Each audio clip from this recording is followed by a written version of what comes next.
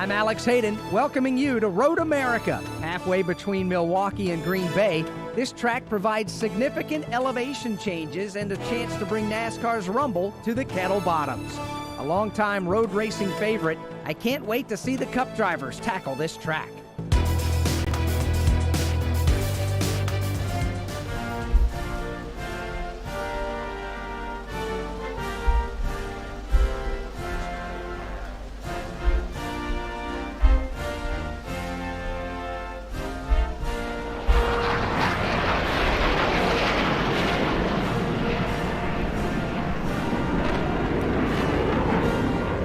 Teams are ready, the drivers are gritted. It's 4th of July weekend, so grab a brat and let's head trackside and get those engines fired. What?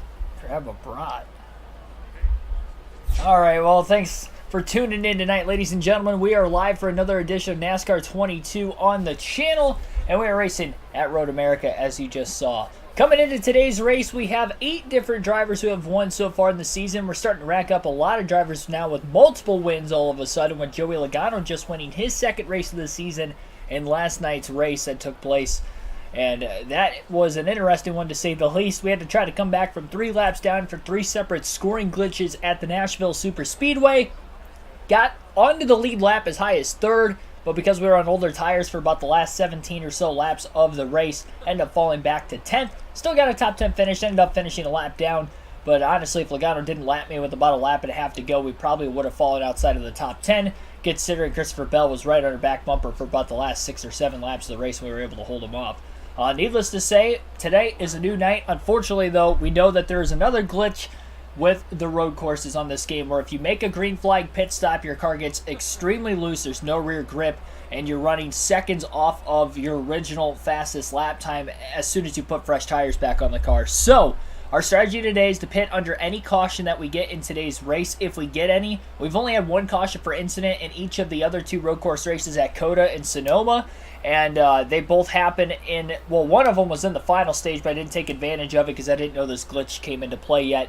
At that time, that was at COTA, and then the Sonoma caution was literally on lap 1 of the race, so I was able to get to the end of the stage without pitting anyway. Did not realize at Sonoma that the glitch was at all road courses. I thought maybe it was just at COTA, and because it's happened at the first 2 road courses so far on the season, I'm going to likely think that every road course on this game we cannot pit under green at all costs. But obviously, the final stage is long enough that if we do have to pit under green because we don't get a caution, I mean, we just have to do it. We're going to have to bite the bullet there and hope for the best at that point. Maybe we'll get a caution soon after and I can pit again, take fresh tires. But it's going to stink giving up track position because we qualified on the pole for today's race, so we got a good starting spot. We'll go through the starting lineup here in a bit. But not only that, not only we're starting on the pole, we should be able to get off and running early. I won stage 1 at Sonoma when I qualified on the pole there. I would have to imagine I'll probably be able to do the same here. We're just going to have to make sure we pit at the end of stage 1. Hopefully we get back through the field quickly for stage 2. And then obviously the final stage we'll just have to see. We'll pit during the stage 2 break, but I mean, we're only going to be able to get maybe halfway through the stage anyway. So it's going to be interesting to see how this is going to end up taking place. But thanks for everybody tuning in. People saying that you guys can't hear me in the chat. I mean, my mic's on. Hopefully you guys can hear me. Let me know down in the chat if you can hear me.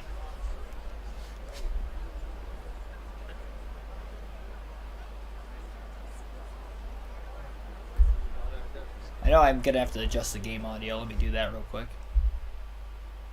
Yeah, let me know if you can hear me down in the chat. You can? Alright. I think it was just for the intro. I usually let the intro play out. And then I'll do my part after the fact. Ice Demon King 92, Hammer, Billy Kramer, Joshua Rumsey, Davion West, VG Clips, and others. Welcome into the stream.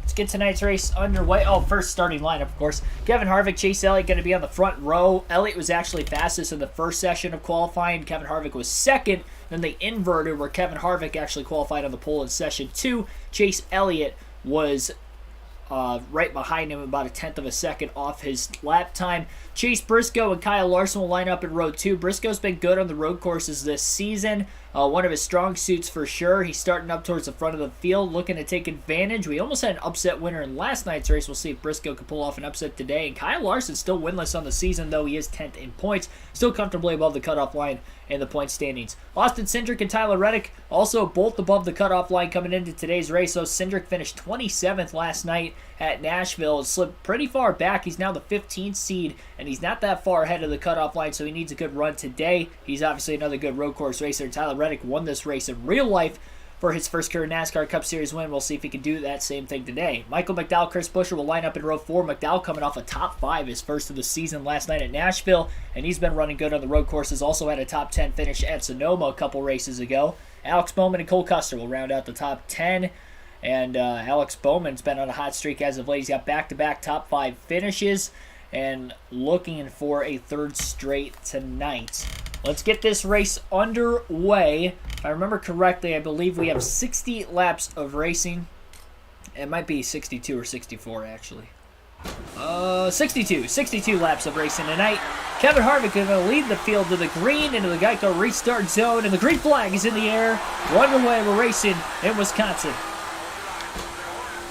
Chase Elliott with a good launch off the start. Kevin Harvick going to try to trail break him into the first turn, and Elliott with a big block into that first turn, making contact as he'll hold clear into turn 2. Harvick needs to take advantage of the stages today and get all the stage points he can, because he may not get a good finish in today's race. It's more likely that we're going to have a bad finish than a good finish. So we got to take advantage of these first 2 stages, and especially this first stage with the track position, because we're going to lose the track position at the stage end. Harvick a bit wide in turn 5, and as he comes back across the track, got into Larson, and now he's just going wide again into that runoff area in turn 6. Loses a couple more spots, and Harvick is struggling right now as he's just overcooking the corners. Been pretty good today. Hopefully you guys have as well. Not a good start for me in this race, but I had a bad feeling about this one today. Although I had a good feeling about the start, it hasn't gone very well. Harvick right behind Briscoe. Teammate trying to gas it up right. Oh, Larson and Elliott both went wide. Might have clipped the grass. Harvick's going to go for it in the kink on the inside of Kyle Larson. He gets the spot. That was an aggressive move in probably the most dangerous area of the racetrack to try to make a pass, but Harvick was able to do it, and he's up to second place. Who will lead lap 1? When we get back to the start-finish line, will it be Kevin Harvick or Chase Elliott? Harvick into the back of the 9 of Elliott there.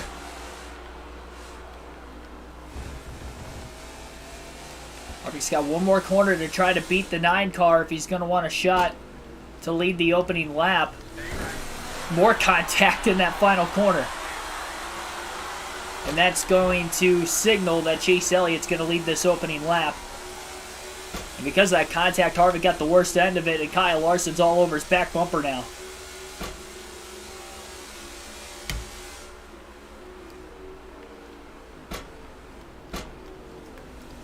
I'm not trying to... For whatever reason, he's checking up so much more than I am in the middle of the corner. You can tell Kyle Larson's gaining a lot of time on Elliott, too. I don't know what's going on with Chase if that's the case. Jackson Thomas, welcome into the stream. Longest straightaway of the racetrack, and Kevin Harvick going to take the lead between turns 2 and 5. Not really a straightaway necessarily, because there are corners in there, but they're on throttle corners. Harvick got to get by Chase Elliott. Large single file line behind Harvick now at the front of the field. Harvick looking to pull away, as he was able to really do in that session qualifying when he was passing cars. Definitely seems quicker than the 9 car in the beginning of this one. Now with this being a 4-mile road course, it's going to be tough to lap any cars, but if at all possible, We need to lap as many cars as we can. So if we can get a whole lap ahead of some drivers going into the final stage, that'll help me at least not finish last to save me a few points at the end of the race, knowing that we're going to have a huge fall off at some point. I'm hoping we can make it on fuel to the end of the first stage. I feel like we're burning the fuel pretty quickly here at Road America, and that scares me, honestly.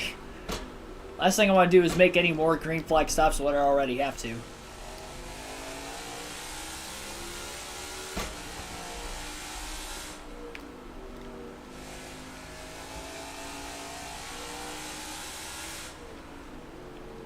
Pit road closes with 2 laps to go in the stage. Even if I have to pit before the end of the stage, I'm pitting during the stage break too.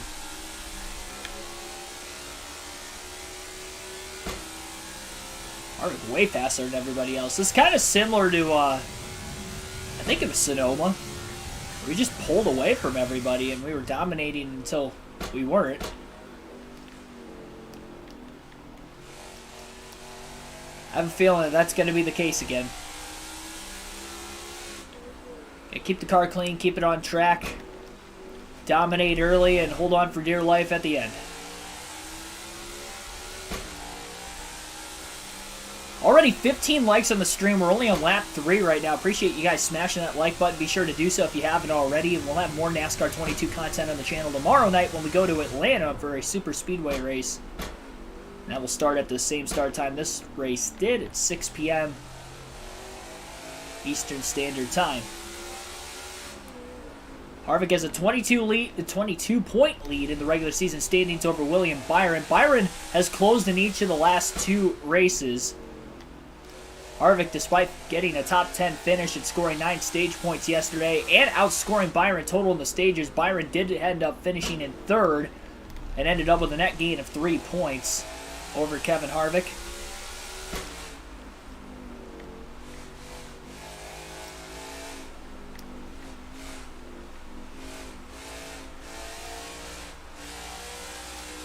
That's got to be the toughest corner on the racetrack.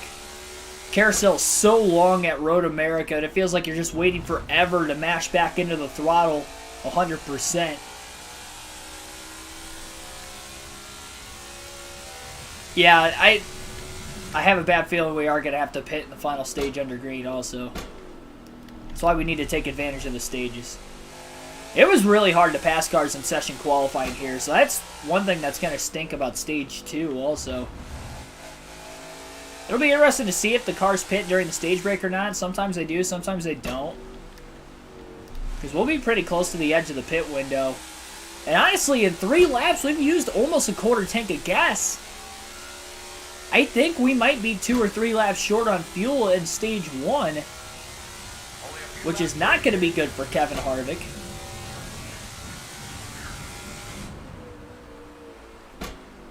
I wonder if that's why everybody's running so much slower than Harvick.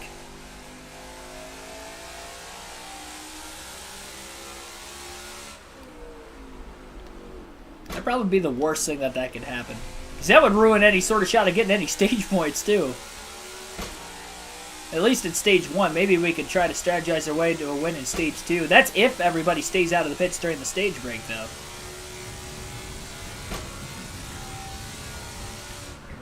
My lap time's slower than what it was in qualifying through the first 3 laps. That was the first complete lap I had, though, in clean air. But even still, it was slower. I ran a 2:11 in qualifying. And Chase Elliott was only a 1/10 of a second behind me, so he wasn't that slow. And he won the first session, too, so... I mean, we were pretty equal on pace. I thought it was going to be a good battle between the 4 and the 9 for these first couple stages, but... Elliott's still holding on to second. Probably holding up the pack of cars behind him.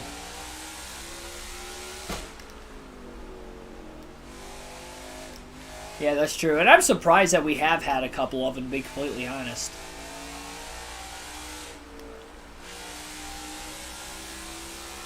I don't know if it's good or bad that this track is 4 miles. That's either going to hurt us even more or it's going to potentially help us when we fall off the pace. The good news is we are really fast right now compared to the rest of the field. So maybe when I fall off, we'll be more equal and it'll be obtainable. Only one way to find out, and that's when we get to that point. It's going to be a while.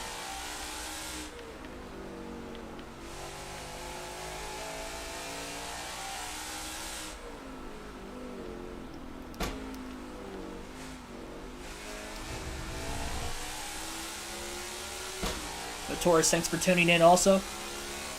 We'll just alternate through the different camera angles for the first time in the race today. It means we have to do this a couple times. There's only 62 laps. Although 62 laps on a 4-mile road course is quite a bit of time. We'll still be here for a couple hours. Thank goodness it's not like some of the road course races on NASCAR 06 where we're going to have like 300 plus lap road course races. Can you imagine 300 laps at Road America? That thing would take like 9 hours. I kid you not, it might even take longer than that. Or it takes 2 to 3 hours for 62 laps. Times that by like 5 or 6.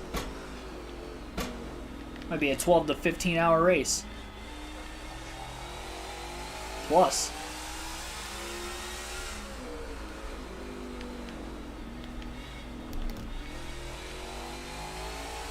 Yoshi Gaming, welcome into the stream also. Do it for Dale.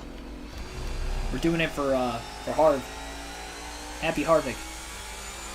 That last lap was another quickest lap also for Harvick, 2:13.556.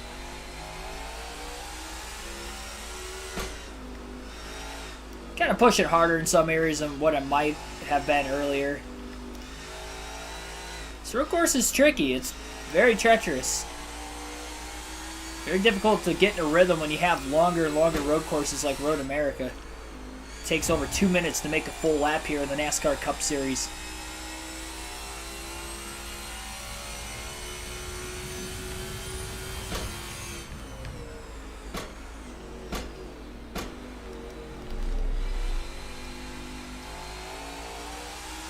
Yeah, considering there's no lights, that definitely wouldn't happen here. I mean, there's a reason even the IMSA races are only like 6 hours here. Maybe less.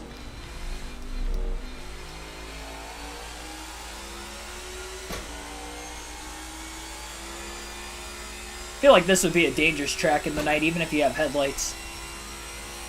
This would probably be a notorious track to have deer.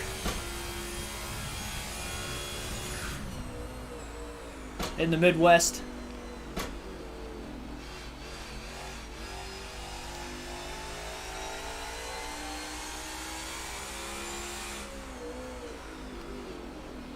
Out in the middle of the woods, basically.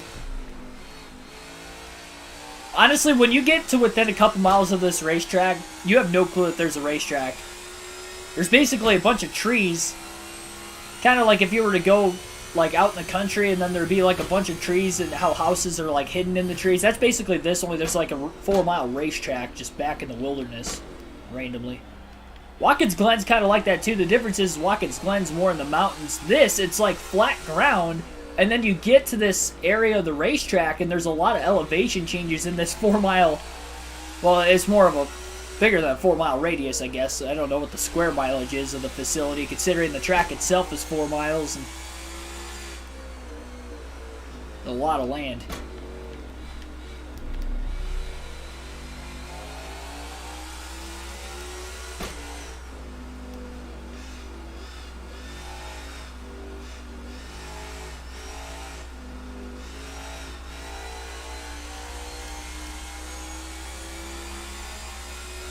Elliott did lead the first lap of the race, so it's not like Harvick is going to go down to lead every lap of this first stage.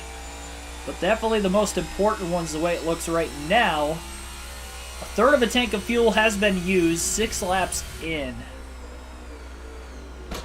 I think we might be pacing a little bit better than what I originally thought we were. Although that last lap was a little bit slower than the lap before that by about 1.5 seconds, so that might have helped potentially save a little bit of gas. It's very hard to save when you're shifting though. Anytime you're using the brakes or you're shifting, you're using fuel. So you need to like not shift, just back out of it early, because you can't actually turn the cars on and off in the video games like you can in real life, because that's the best way to save fuel. a real stock car. I noticed my crew chief telling me this in practice after I made like 2 laps. He was telling me to pit. So, spotter is not glitched. Or sorry, the spotter is not fixed at this track. A lot of the other tracks I have raced at, that has been fixed. They're not telling you to pit every single lap, but Road America, they do. The good news is this has got the least amount of laps of any other track for a full race. So you don't have to deal with it quite as many times as if you were at like Bristol and they're telling you every 15 seconds. That definitely gets annoying after a while.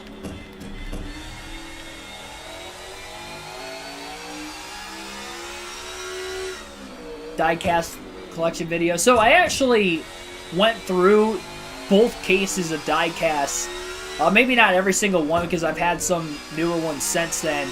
I did that during the Dover rain delay race because they started the race on Sunday and then they were in a rain delay for a few hours, and then they ended up calling it. They ended up running the next day, but when we were waiting it out that night, oh no, you know what? It wasn't Dover. It was Nashville. That's what it was. It was the Nashville race because they started it. Then they went on a couple-hour rain delay, and when we were trying to kill time before they ended up racing again, I showed off pretty much every diecast I had in those cases back there. So there's probably a few more you guys haven't seen, but for anybody that was watching that stream that day, we had, I mean, you can go, I mean, that stream's still up on the channel. You can go back and look at it. Should be the Nashville race. It's either the Dover, it might be both. I'm pretty sure I did both, but I can't remember. One of them I did 164 scale diecast, and the other one I did all the 124 scales you see behind me. Mark DeMars, welcome into the stream. Oh, Pablo Montoya, oh dear. It's the wrong deer.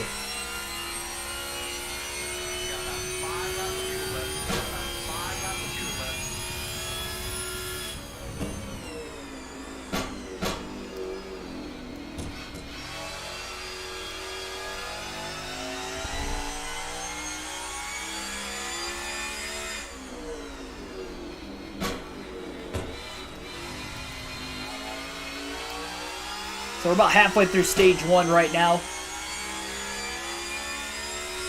Harvick is absolutely on cruise control.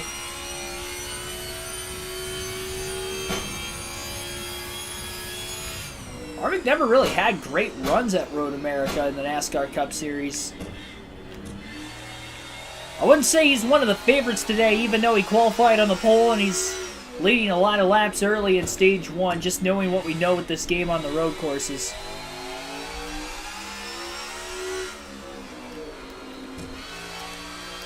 Gonna have to hope for the best.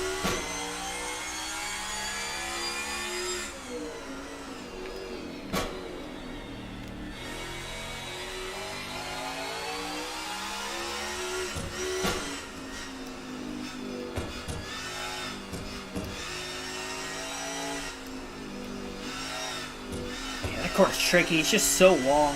Very easy to get back in the gas too soon, then you're off into the grass. You time it out really well, then you have a lot of speed going into the kink, and then that can make this corner a lot more difficult too.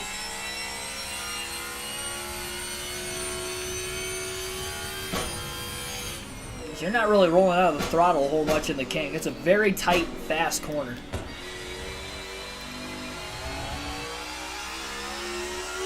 Definitely the most dangerous on the track. And there's some dangerous corners around here with a lot of sharp, hard 90-degree corners like turn 1 and turn 5 where you're going at really fast speed before having to brake. Off into the grass that time. Harvick goes a little bit wide off that final corner. Kept it out of the sand, luckily. Covers pretty quickly. Well, halfway on fuel. We're just past halfway through the stage, so I'm thinking he might be able to make it. Stage 2 is going to be a couple laps longer. That's going to be interesting.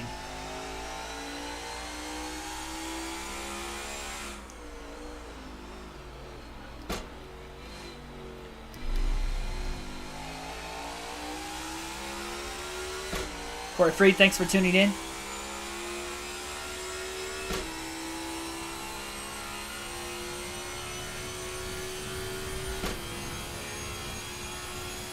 I figured it was Juan Pablo Montoya, like actual coat, but oh man. I didn't think I was going to get the car slowed up in time there. Almost had to come to a complete stop before making that left-hander.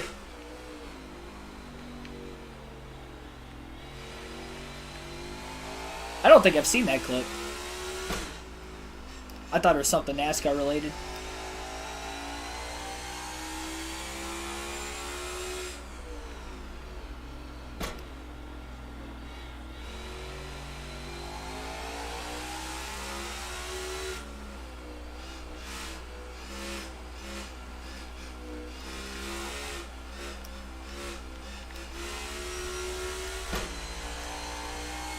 Elliott's still in second place, and Larson's still in third right behind him.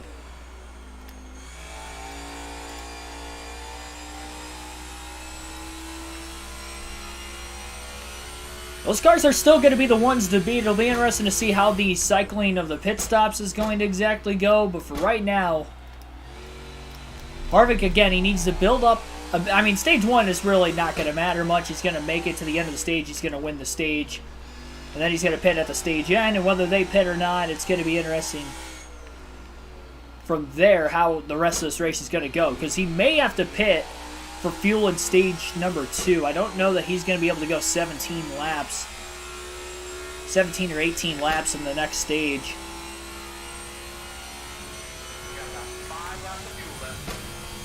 There's 6 laps to go, stage 1 right now.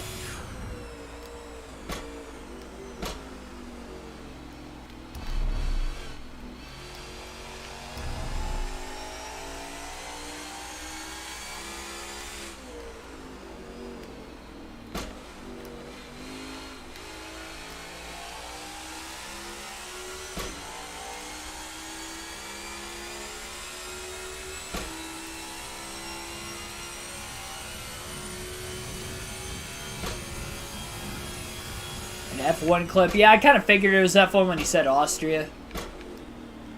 Figured it was like a GP. That last lap was a 2:14.930. That's not bad. I mean, 10 laps here is 40 miles. It's quite a bit on a road course. On a set of tires, he's still running decent lap times.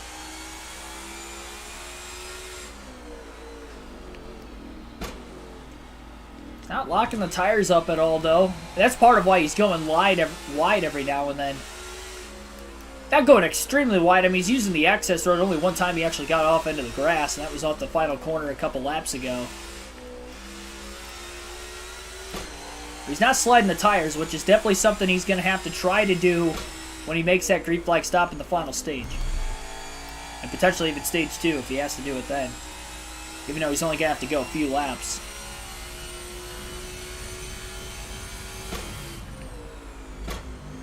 And there's nothing we can do setup-wise to try to help change the car so it doesn't do that either. Because we tried that at Sonoma and it didn't work.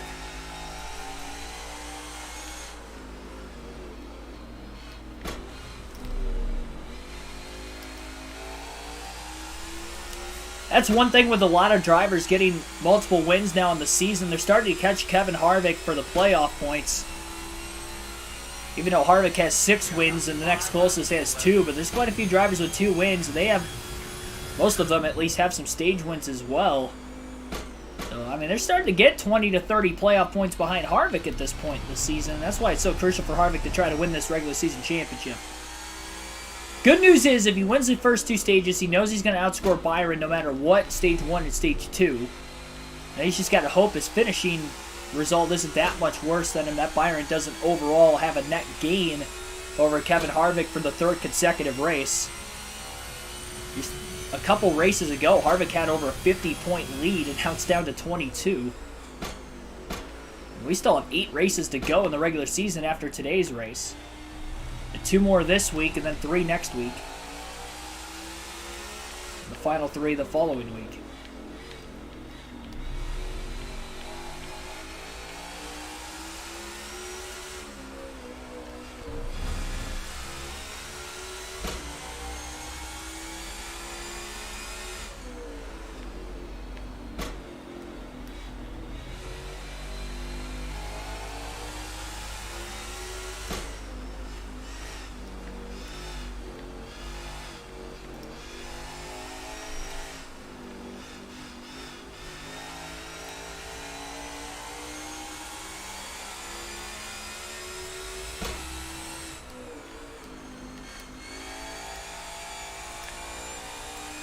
4 laps to go this time by. Just over a quarter tank of gas left for Kevin Harvick. Again, he should be able to make it through stage 1.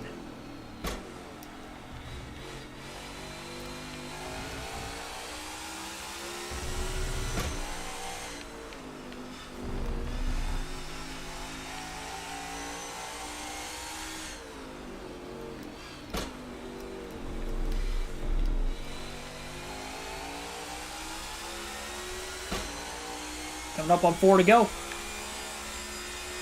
Up the hill back to the start-finish line on the main straightaway. We got about 5 laps of fuel left.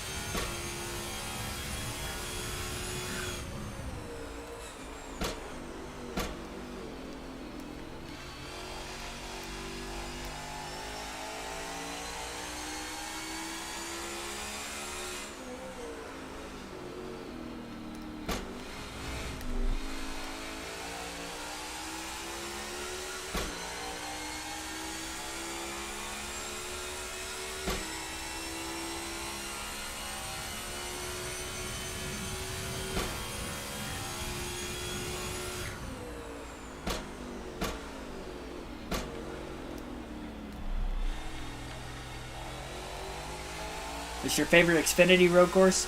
Yeah, I kind of forgot the Xfinity series was going back to Road America next year. I'm not going to lie. I ended up getting something in the mail. Because every track I've purchased tickets at, they keep trying to get a hold of me about getting back to that specific track again. I'm like, listen, I've been to like, I don't even know how many different tracks at this point, but pretty close to about 20 tracks. And they're all sending me stuff, whether it's like in the mail or on email, like purchasing tickets. Like, I can't go to every single race. Very few I've actually gone back more than once.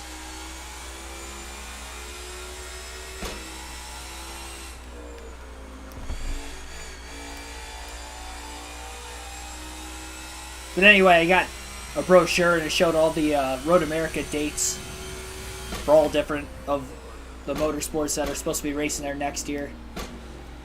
Like a mini calendar. But I forgot the Xfinity Series was still supposed to race there. So I'm glad it's not completely off the NASCAR schedule, but it does stink that the Cup Series isn't going to be there anymore after just 2 years of going back. And they had great turnouts for both races, too. And they were both kind of like mediocre road course races, I thought. But they were getting good turnouts. Probably over 100,000 fans both years. I know the first year they definitely did. As big as that facility is, though, I wouldn't be surprised if they did it last year also.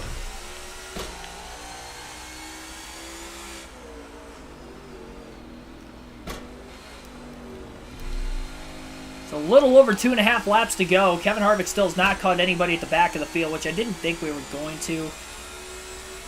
That last lap, by the way, only 0.3 of a second slower than his fastest lap of the stage.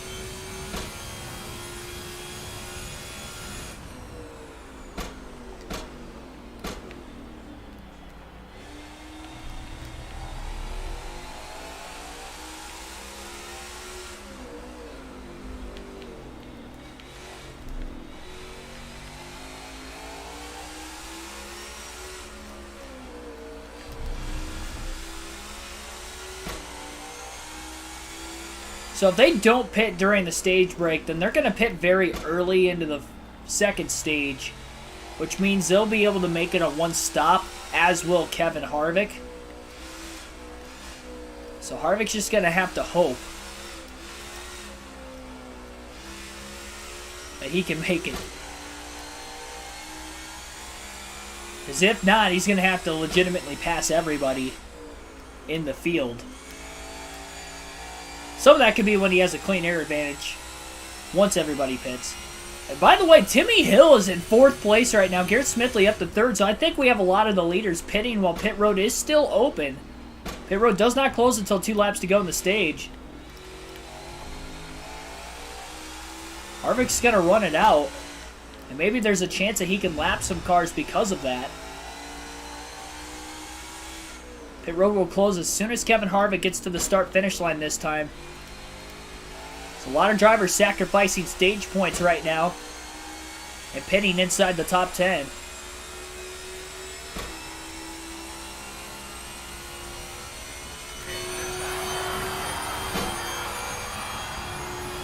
And there are definitely some cars going a lap down.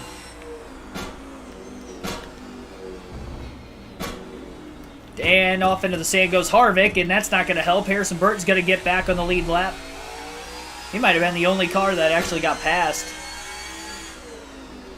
It's crazy that they could pit as far back as they were at the tail end of the field and still be ahead. And Burton's in 38th right now. There's still quite a few cars that did not pit.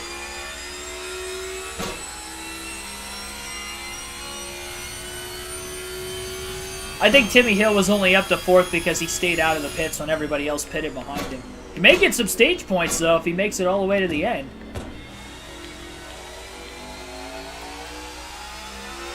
The Turner welcome into the stream.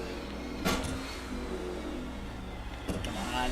This car's starting to slide around quite a bit right now. Just imagine what it's going to be when I pit under green. It's going to be even worse than this.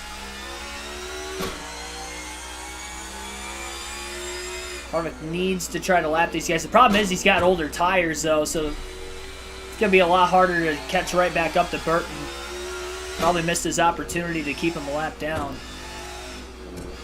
Christopher Bell is in 37, too. That'd be a huge car for Harvick to be able to pass.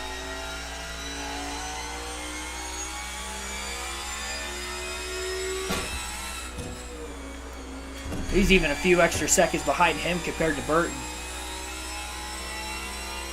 Harvick got through the kink really well that time. He's got a massive run on the 21. Looks to the inside. Slides clear, but he slides a little bit too far. Burton's going to get back around him again. Seems like Bell's stuck behind McLeod, and he's not able to run as fast as he would like. Harvick's too busy trying to deal with the 21 of Harrison Burton. He's passed him twice, and Burton's crossed him over both times. Harvick going to beat him through the shifts this time. Pulls out a line, makes the pass back to the start-finish line. Final lap of stage 1 this time by for Kevin Harvick.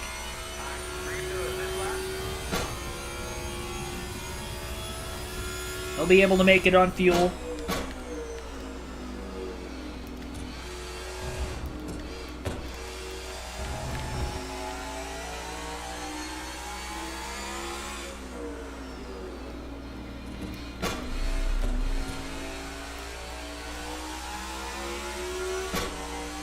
Christopher Bell's in the top 5 in the regular season standings. Still over a full race worth of points behind Harvick, but you just never know. Been very consistent as of late. He too got his second win of the season pretty recently. I'm going to guess that BJ McLeod hasn't pit, and that's how he got ahead of Bell. I'm not sure who all pitted, who didn't.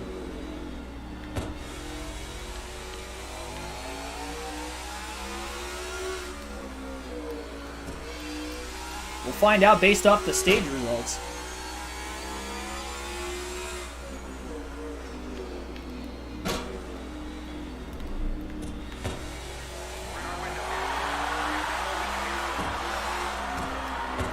I don't even know that Harvick would be able to make it another lap on fuel. So it looks like 15 laps is going to be about as far as we're going to be able to go. Have to remember that when we get into the final stage and even into stage 2 also.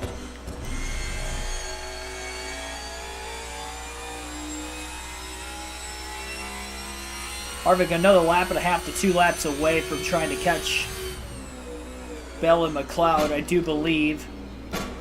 He's charging hard right now. BJ on older tires than Bell.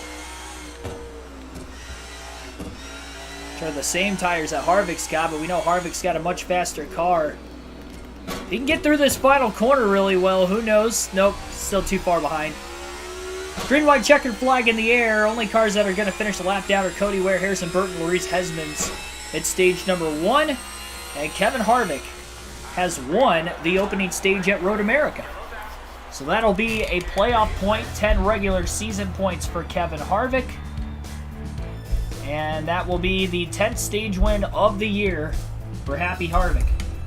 Gotta be feeling happy after the start of today's... Oh, I didn't... Oh, I spammed through it. I need to go back and look at that. Hang on, give me a second.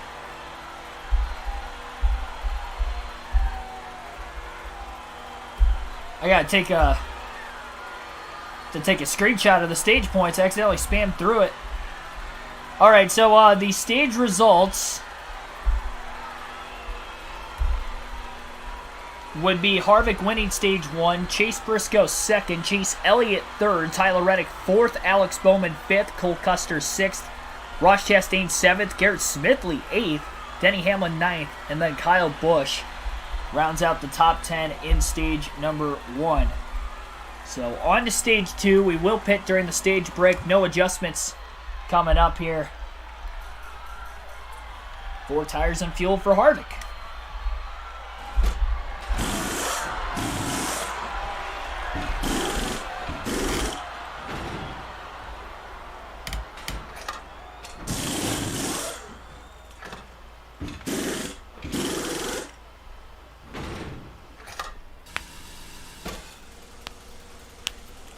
He's going to put Harvick back in traffic for the first time today. We'll see how this is going to work out. He'll restart back at 36th.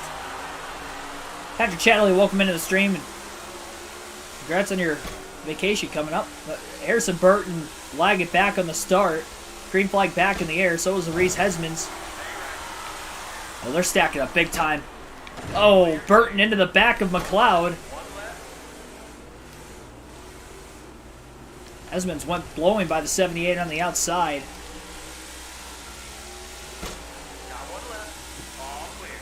Harvick trying to take advantage of this, but he doesn't want to pile it into anybody either. He's passed about a dozen cars. About 8, actually. Felt like a dozen or more.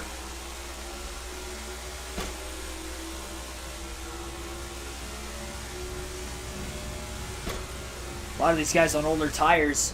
One car jumping out of line to try to make a pass or two. That was Greg Biffle. Harvick trying to do the same. Byron did not get any stage points in stage 1 where Harvick won the stage. These guys are stacking up big time. Harvick definitely taking advantage of it. He's already passed half the field. Nearly. Restarting at 36th. 4-mile traffic jam, basically. Harvick's doing a great job getting around these guys. Definitely the fresh tire advantage. Gonna have to watch a lot of them pitting off that final corner. That could cause a wreck also. I keep the car clean here. Harvick's done a good job of that so far.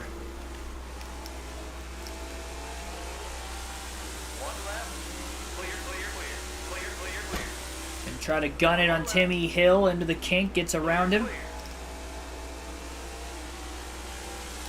20 cars have been passed by Harvick. If he could just get by 2 more. Corey LaJoie, Martin Truex Jr., the next 2 in front of him. And he gets by them both in the next corner. Harvick needs to gap these guys because they're going to pit. And this second stage is 15 laps again, so Harvick will not have to pit in stage 2. He can run it out, which means he's likely going to win the stage. Once again. As he's up to 16th.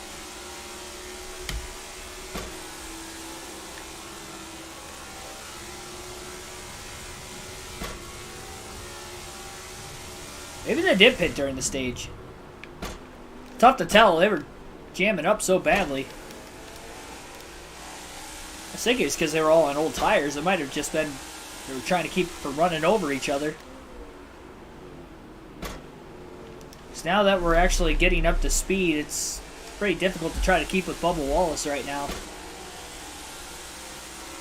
And we saw how hard it was for Harvick to get by Harrison Burton earlier, and he had... And Burton had slightly fresher tires at the time, but still. Harvick going extra wide this time, really trying to widen his arc out.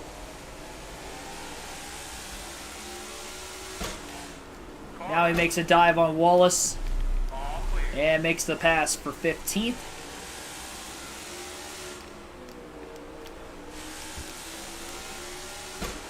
Assassin 86X, thanks for tuning in. Harvick under Busher. All right, hold your line. Busher off into the grass. All right, hold your line. Clear all around. Harvick on the outside in the carousel. Busher down on the bottom. Still next to you. Clear all around. Harvick got to clear him. Barely. He's got to run on Jones. Stay right. Stay right. Clear, clear. Into the kink, and now a run on Blaney. Blaney blocking. Back and forth. Got one left. Clear, clear. Harvick out of line, late into the corner. Outbreaks Ryan. Makes a pass.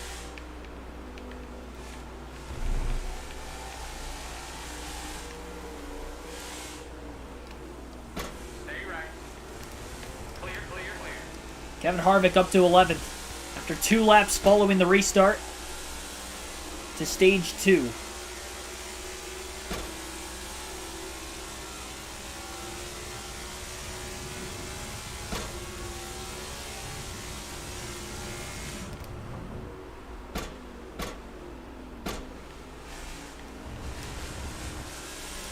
Again, the AI is slow compared to me right now, but once we make a green flag pit stop in the final stage, it's going to even out pretty quickly. We're going to have 32 laps in the final stage today, with stages 1 and 2 each being 15 laps. And Harvick does not have to pit at all during the stages. Just during the stage breaks. That means he is likely going to have to pit twice in the final stage, even if he didn't get super loose because of a lack of rear grip. So that's a little scary. Not a little, it is scary. Because it is not going to be fun for the last 17 laps of this race. And Harvick's just got to hope in the final stage he can build up enough of a lead. The problem is he's going to be back in traffic likely, like he is right now. And he could pit before the end of the stage, but then he's going to be loose because he pitted under green. So you might as well just have to run it out and restart yourself back in the pack again and hope for the best. Really all you can do. Harvick trying to diamond off the carousel a little bit. Gets a good run off the exit of the corner as it gets by Daniel Suarez. Backing up the kink really well to get a run now on Joey Logano. And now Logano blocking, similar to Blaney the lap before, same area of the racetrack. One left. Harvick trying to outbreak the 22 and makes the pass. Clear all around. Logano trying to go for back-to-back wins. He's still inside the top 10 barely in the 10th place position.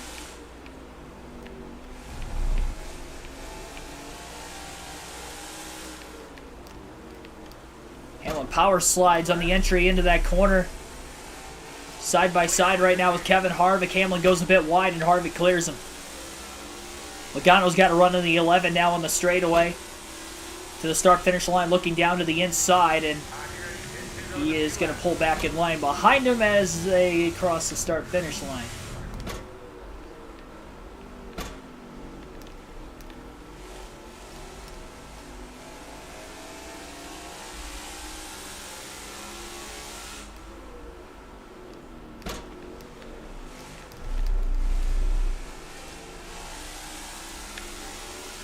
The exhaust on the right doesn't look real to me. It looks so fake. I noticed that in qualifying. I haven't pointed it out in the race until now. When I back the car way down, you see the exhaust out of the right. It looks like one of those like fake like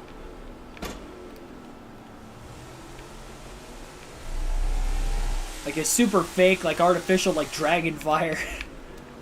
I don't know. That's like the best explanation I've got. It actually looked a little bit more real the last time I saw it.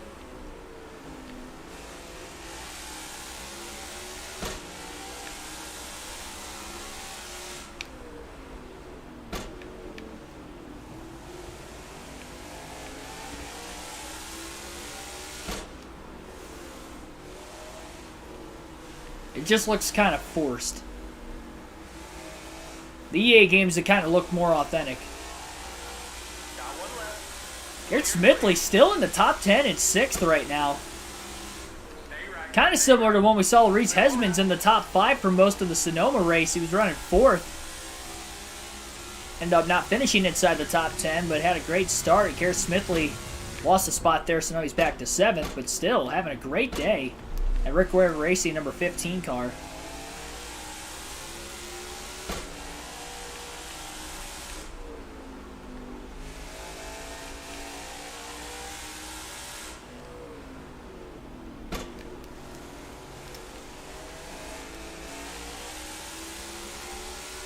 NASCAR 6 greater than NASCAR 22. I agree.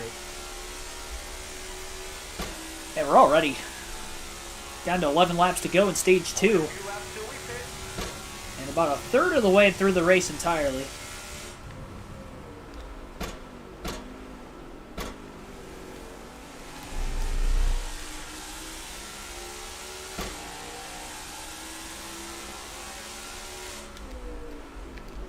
Harvick's got a massive run on Chastain. Chastain goes wide off into the grass, and Harvick's going to get around him. Custer up to 4th.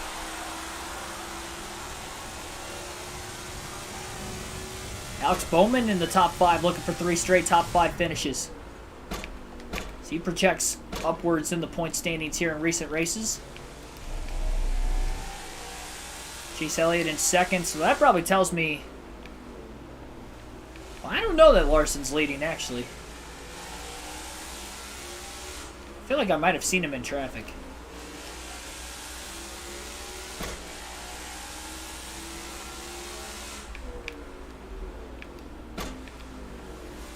Stay right, stay right.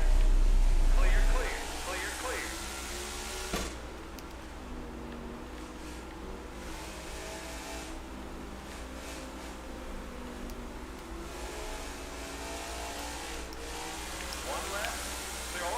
Custer struggling for rear grip off the carousel. Harvick gets around him. Big closing rate on Bowman now into the kink. And we have a battle for 3rd coming up into the next corner. Harvick a little bit further behind him than what he would like to be to try to pull out a line and make the pass. So he'll have to sit. Chase Briscoe's the race leader. Forgot he finished 2nd back at the end of stage number 1. Harvick closes on Bowman, makes a clean pass for 3rd.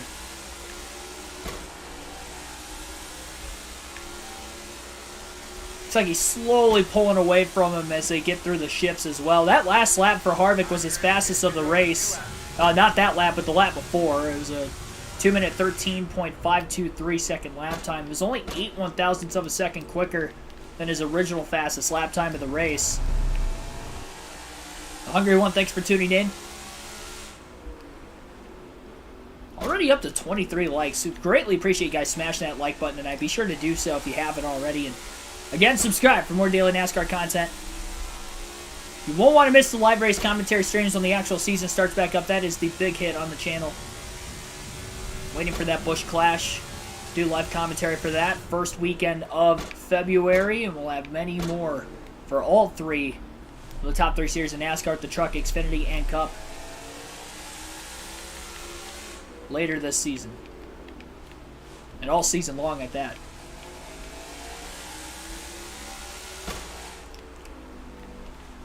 I'm not going to lie, it's taking me, at the pace I started off, it's taken me a little longer to get to the lead than what I thought. Which is also kind of scared me when you consider the fact that if this was the final stage, we'd only be about 9 laps away from pitting. And we're not even in the lead yet, let alone trying to build out a big lead. You just got to take the stage points. So I just don't think we're going to have a good finish.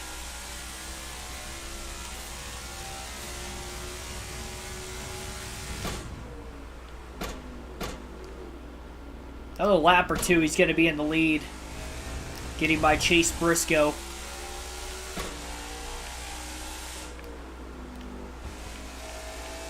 think he's a little bit too far behind Chase Elliott.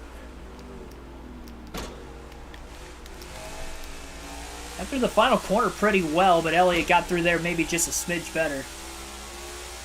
Harvick trying to get as much draft as he can off the back of the 9.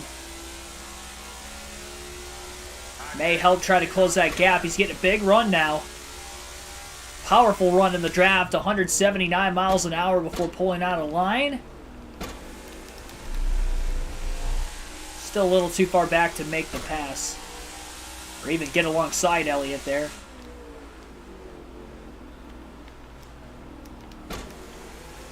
Two chases at the front of the leaderboard.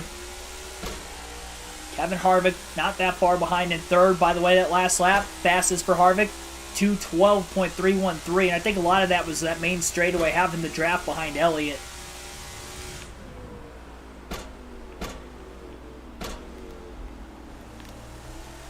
Big run into turn number 5.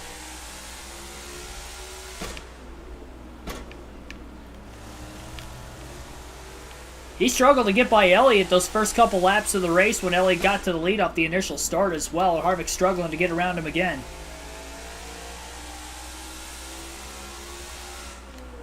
Might be more than a lap and a half for him to get to the lead on Briscoe, considering Elliott is holding up the 4 for about an entire lap up to this point. He was just catching him into that final corner and still behind him.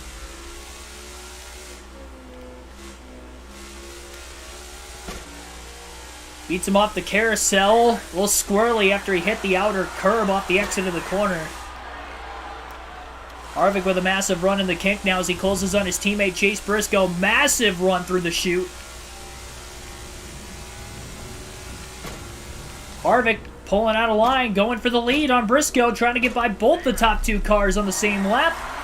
Still side by side, Briscoe up on the top, holding on for another little bit here.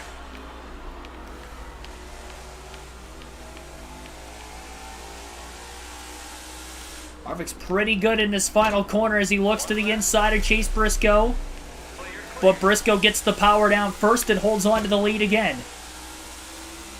Allison, thanks for tuning in.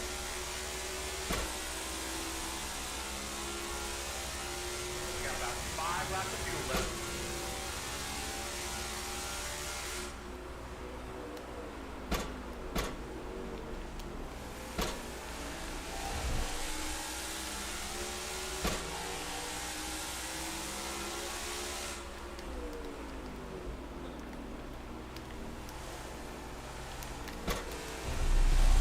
Kind of the same thing with Chase Elliott. Now we caught Briscoe. We're not able to pass him.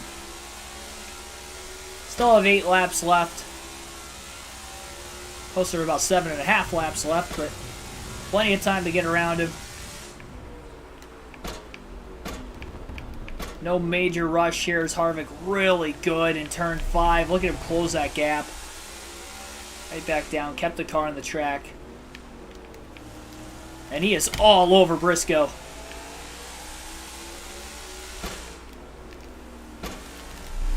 Trying to race him clean. These are teammates. Briscoe off a last place finish at Nashville yesterday. Well behind the cutoff line on points. Although finishing second at stage 1 and doing good right now, he could get a win. When you consider Harvick is probably going to struggle in the final stage, he's putting himself in a good position. Trying to pull off his first career W. Harvick gets, to him. A lot of contact there. And they're going to be side by side into the kink as Harvick's going to get to the lead. Harvick might have missed time getting back into the gas just a hair because Briscoe did keep his car on track there. That was all on Harvick because of the contact, pushing a little too hard, but now he's in the lead and looking to sweep the stages today at Road America. So we'll have just 7 laps to go at the line in stage 2. I wish I could go bowling this weekend. I'm wanting to with somebody from work, but not sure if they're going to end up going or not. We get out noon on Saturday. And then they have a late arrival. I don't work on Sundays, but they have a late arrival time on Sunday at 10:30 too, so I'm trying to talk them into it.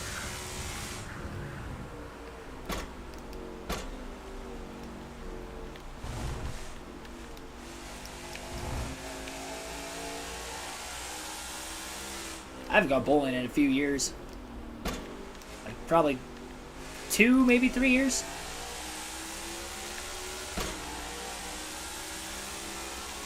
It's kind of something I do like every couple of years. I'm decent for not really playing.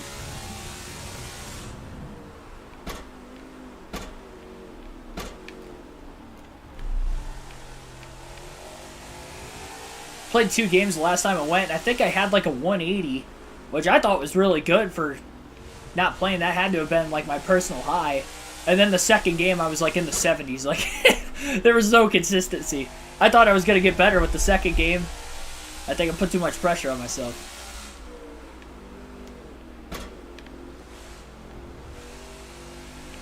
Just like my golf game, I start off good, and then I start thinking about how good my score is going to be by the end of the round. I end up choking it away at the end of the round anyway.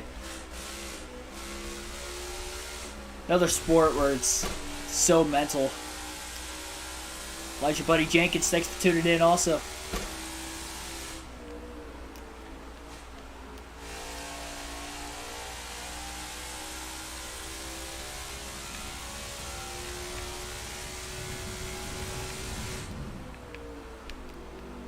Oh, bowling league. Yeah, that's pretty cool.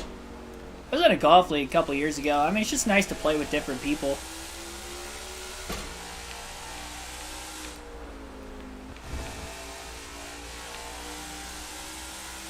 $25 likes. We're not even at the end of stage 2. Greatly appreciate the support you're giving the stream tonight, guys.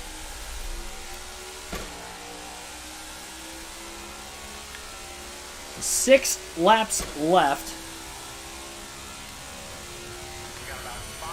in the stage.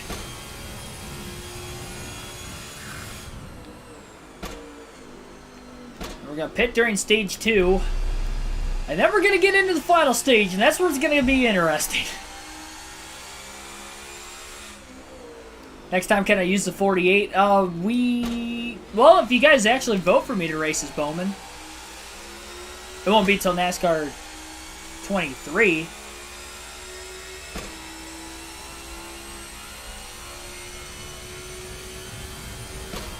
We've been using the 48 car a lot, though. We used Jimmy Johnson on NASCAR Heat 5. And then we did Jimmy Johnson on NASCAR 05. Virtue of fan vote. But, I mean, hey, Bowman wins. And then we did it for the career mode NASCAR 21, but we never finished it because it crashed on me and reset it. So we just kind of called it quits with that. But if Bowman wins the fan vote, so we haven't actually raced as like Bowman for like a season like this, so yeah, if he wins it next game.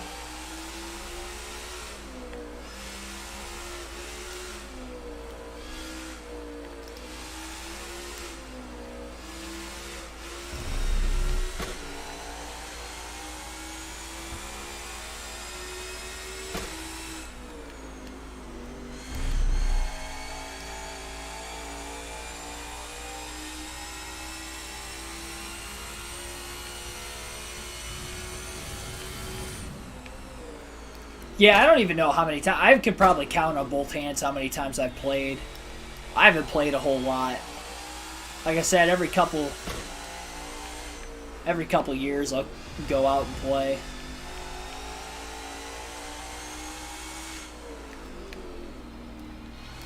But I can remember like taking like class trips to the bowling alley in middle school annually.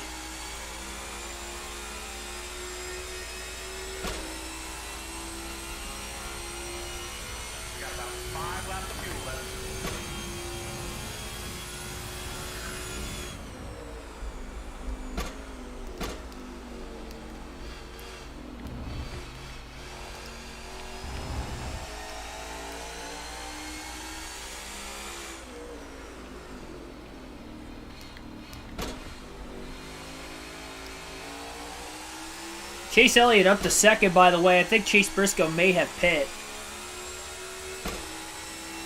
There are only 3 cars a lap down at the end of stage 1. But because Harvick didn't actually start in the lead in this stage like he did at the start of the race, I don't think he's going to really catch anybody to try and lap him in stage 2.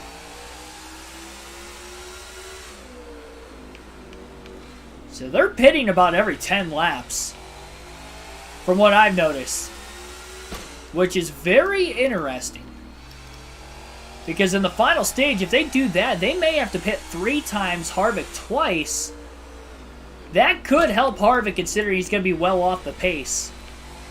So never say never.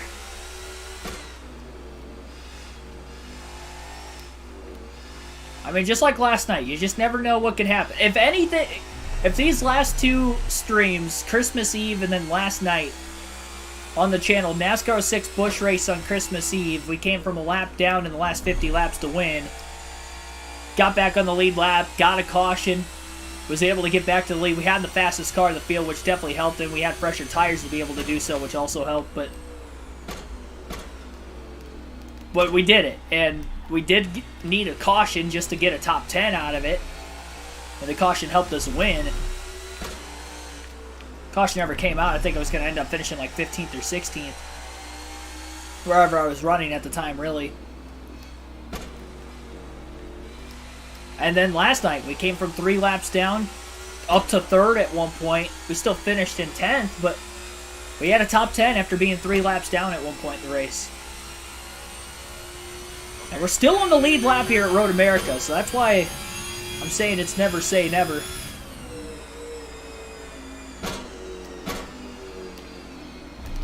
Got to run this out to the finish and hope for the best.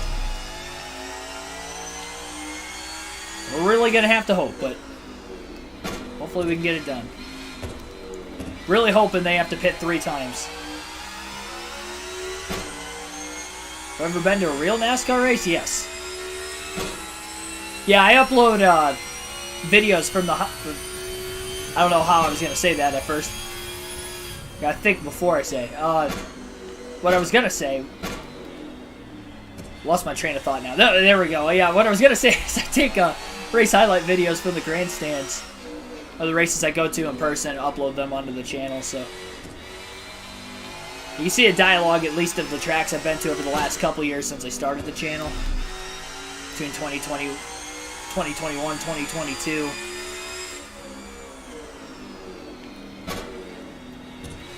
Then I went to a few races before I started the channel also.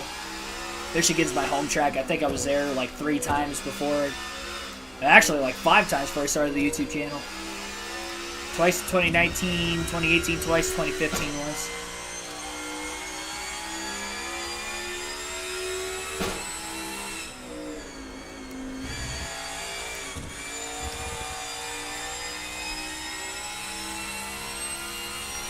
This is big to win these stages, assuming Byron is not going to get any stage points in Stage 2. Because that was the case in Stage 1.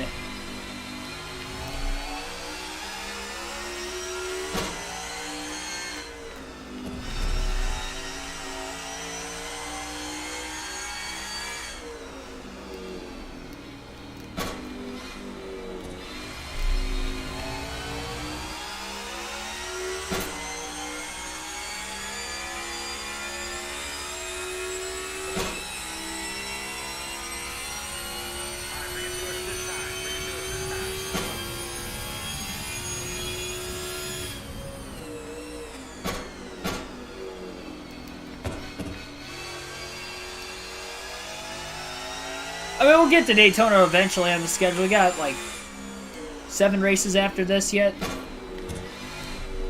It won't be the Daytona 500. It'll be the night race. But we're going in the same order that the season went last year.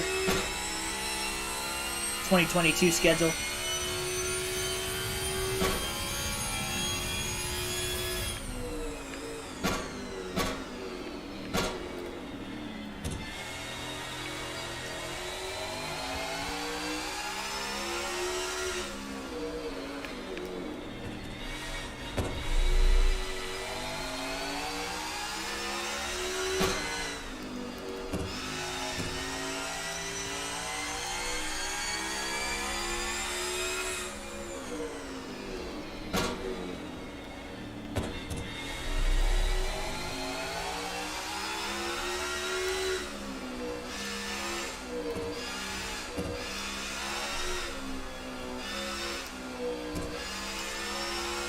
I do have an Instagram. I think it's not an actual link in the description, but it's in the description. I don't upload a lot of stuff. I probably should upload more onto there.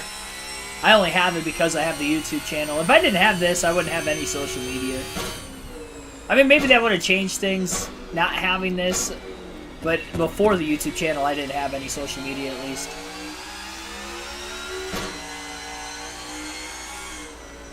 I'm not going to say I never would have had it, but more likely to not have it than to have it. I do see one car at the tail end of the field right now. I think it's Ty Dillon in 37. We'll see if Harvick can run him down. Still quite a ways behind him yet. 2 laps to go, so pit road is closed.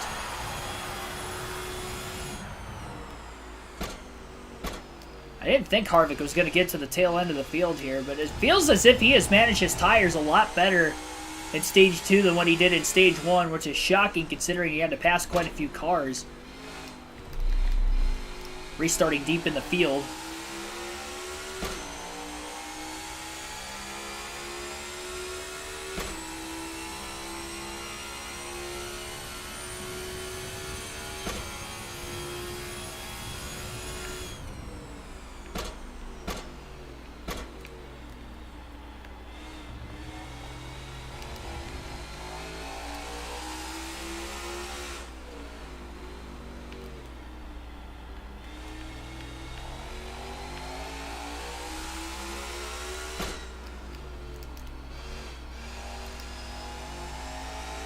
Yeah, I don't think we're going to catch Ty Dillon. He's so far ahead of us still.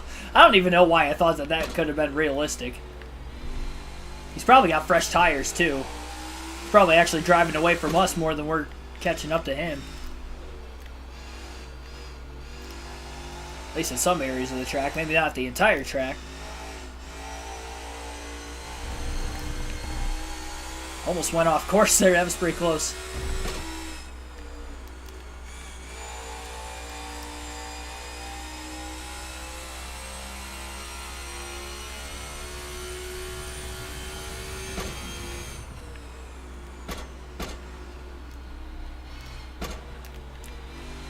So the next lap will be the final lap of Stage 2.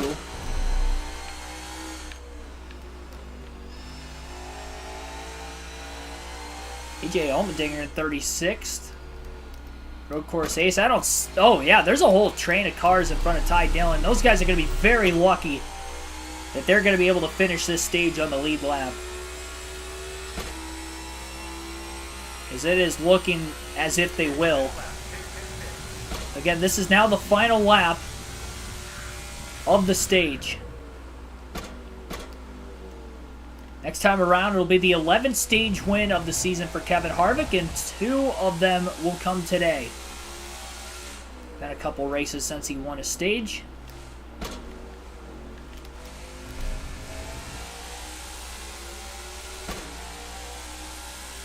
Hesmans, who's already a lap down, also in that group up there. Don't think Kevin Harvick's going to catch him. If they start checking up for each other, or even racing side by side, which it looks like there are a couple of them that are side by side, but Harvick's going to drive it in way too deep, and he's off into the sand. And that is going to save a lot of those guys at the tail end of the field. That's going to buy them so much extra time here.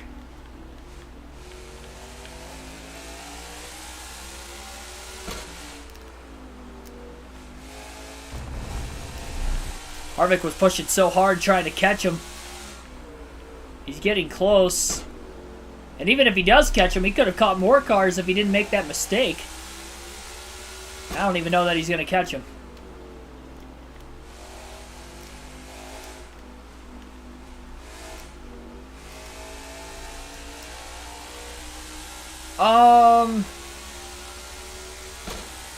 I mean, it's in the description. I can't remember off the top of my head. I think it's just my name with an underscore YT. I think it's all lowercase. I believe that is Instagram name.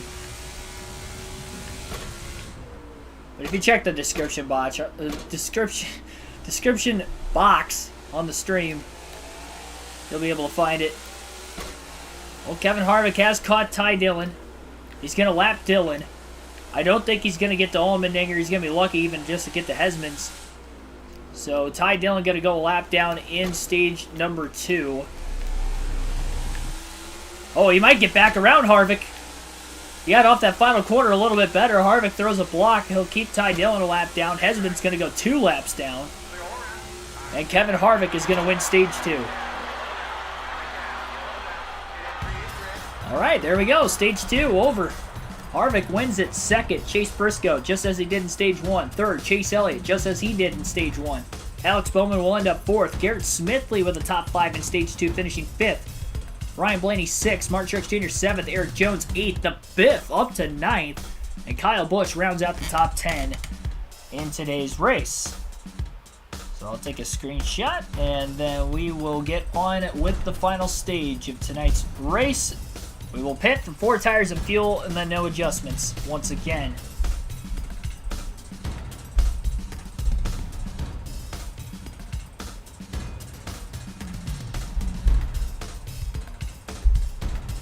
Alrighty. Pit entry is red.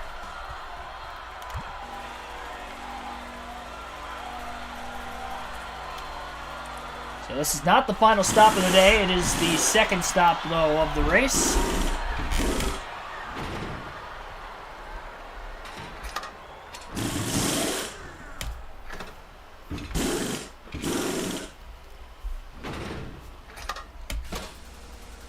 Backward style pit stop here at Road America, having to fuel on the right side of the car.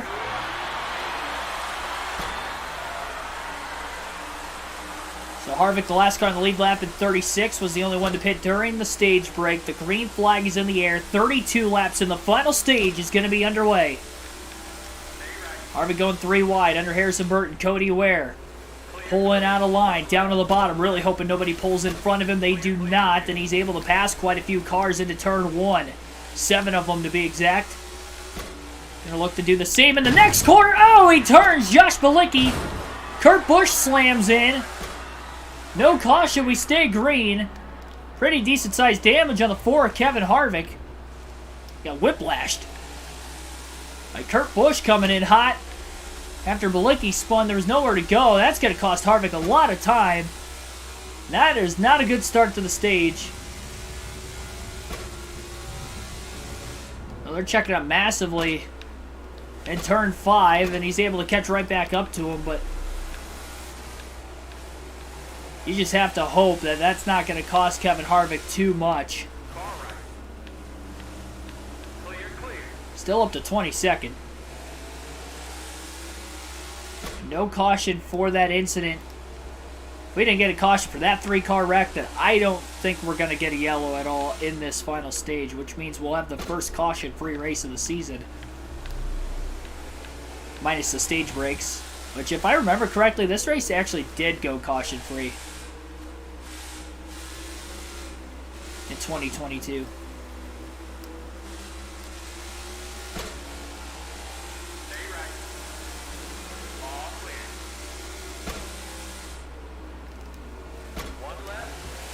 Side by side in the kink as Noah Gragson gets passed by Harvick.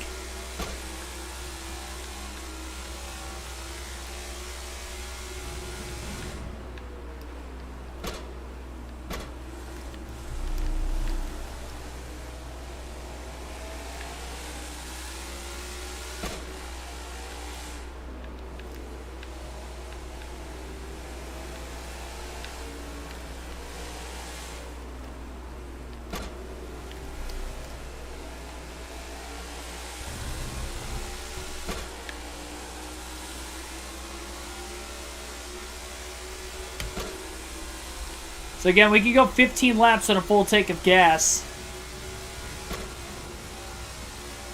I don't think the speed's really taken out of the car with the damage, because we hit about 3 miles an hour slower than what I have at one point in turn 1, but I didn't have a lot of draft that time either, like I did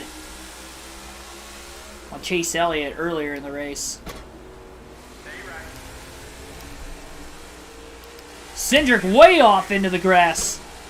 I haven't seen anybody go that wide in a corner until just now.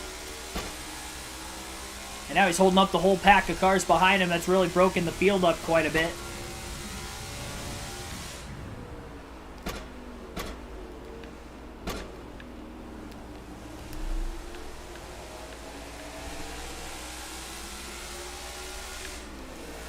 Harvick trying to outbrake Tyler Reddick and does. Gets into Bubba Wallace. With some contact.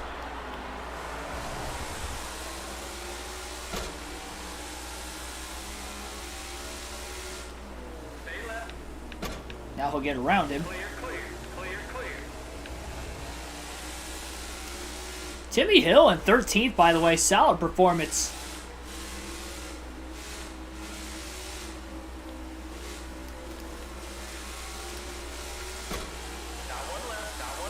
Make that 14th as Harvick gets around him, but still, great day for Timmy Hill. Motorsport Business Management number 66.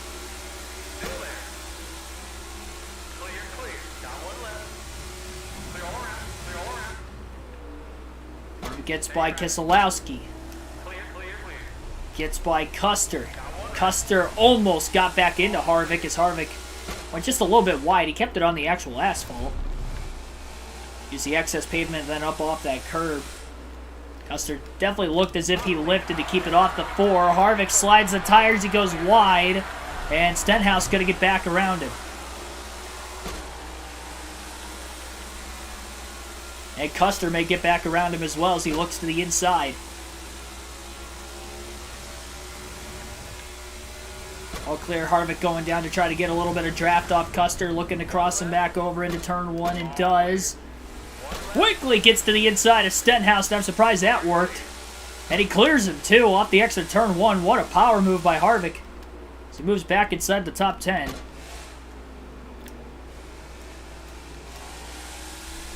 30 laps to go at Road America.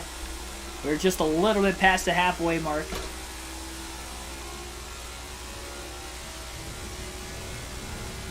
How about the Biff up in 8th place right now? This is a NASCAR 06. What's going on right now? New York Racing inside the top 10 on a road course. And Garrett Smithley's in the top 5. And under the right circumstances, you never know if they can win this race. You have to be quick on pit road under green flag conditions. Everybody's going to have to pit at least twice, maybe 3 times for the rest of the field, but at least twice. Harvick going to have to pit twice as well.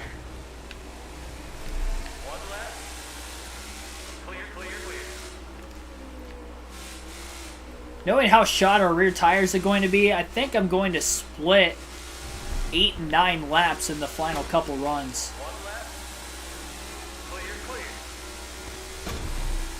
I think that's going to be the right way to do it.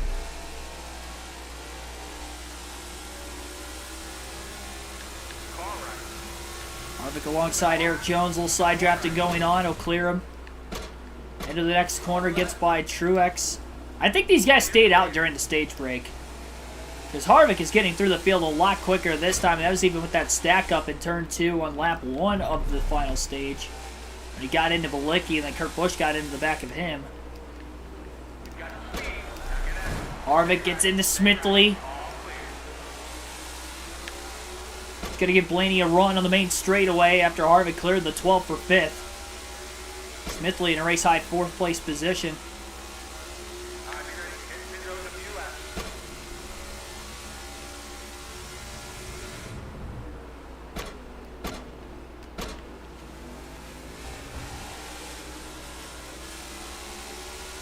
Chase Elliott is leading this race. Briscoe in 2nd, right behind him, and Bowman not that far back in 3rd. Lenny got through turn 2 a lot better than Harvick, and so did Smithley.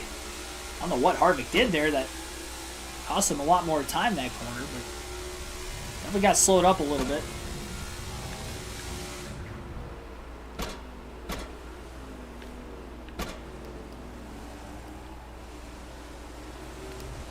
Oh man, Blaney almost into the back of Harvick.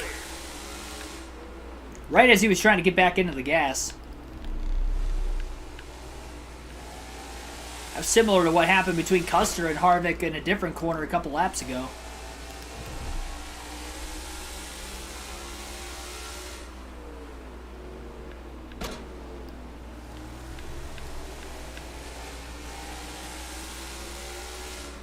Into the carousel.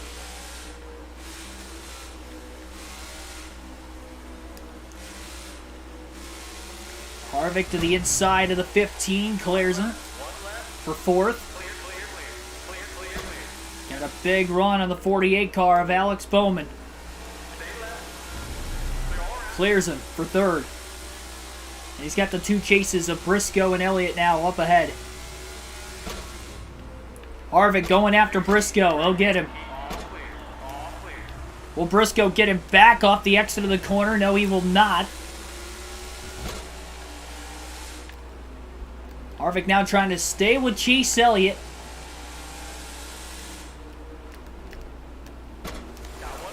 Oh, there's contact! Elliott goes a bit wide, and Harvick's in the lead. And Briscoe's going to get the second. Both the SHR cars will get around the Hendrick Chevy of Elliott, and Harvick is back in the lead for the first time in the final stage. With about 28 laps to go.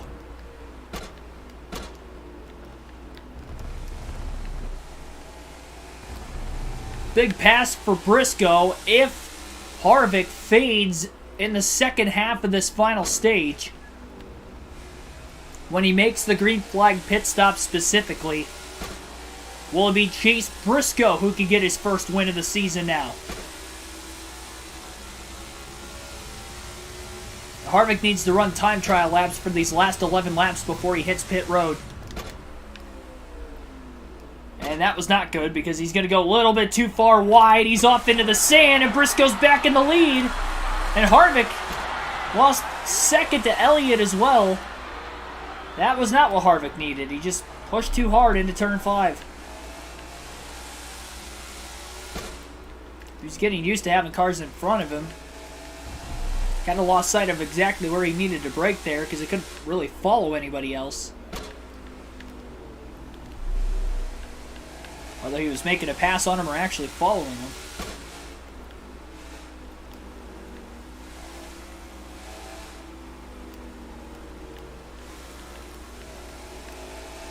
Harvick with a run on Elliott. Clears him. Elliott maybe a little bit wide in the carousel. Harvick's got a shot at Briscoe.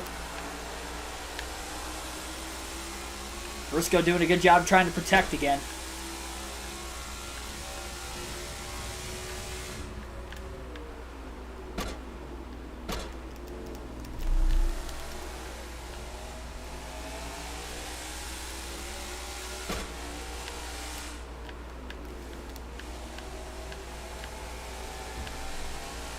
Harvick has a run.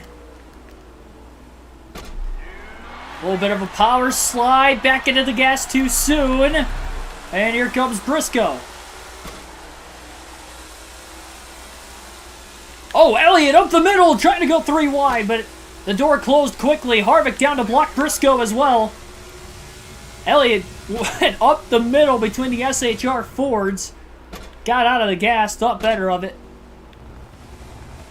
Thought that was his chance to get back by Briscoe. Harvick going to go wide again, though. Elliott, Briscoe, side by side.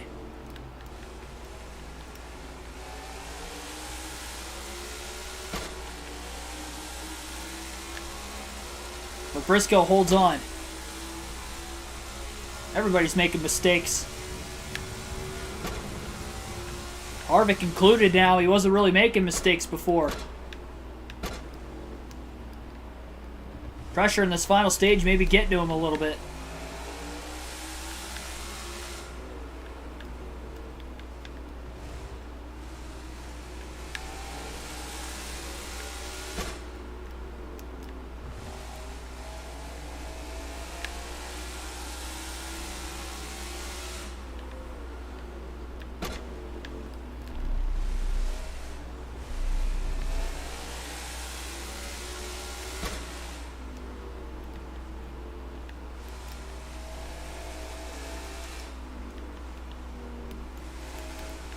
Harvick's best corners on the racetrack in comparison to everybody else right in this area of the racetrack. Carousel to the kink. And then into the chute.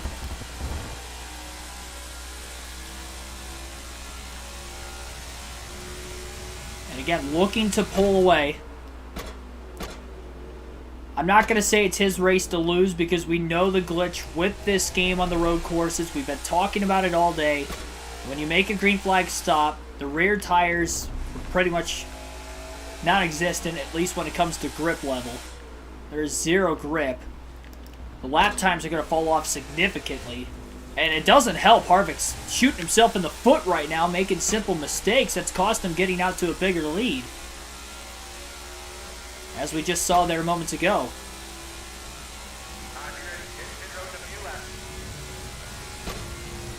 Still has about 8 more laps. He can go on fuel.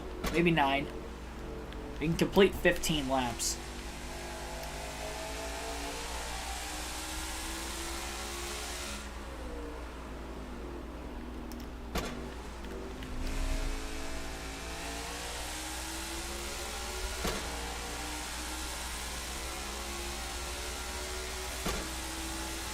Can't make any adjustments to try to help the glitch either, so we're not going to make any adjustments when the final stop comes about.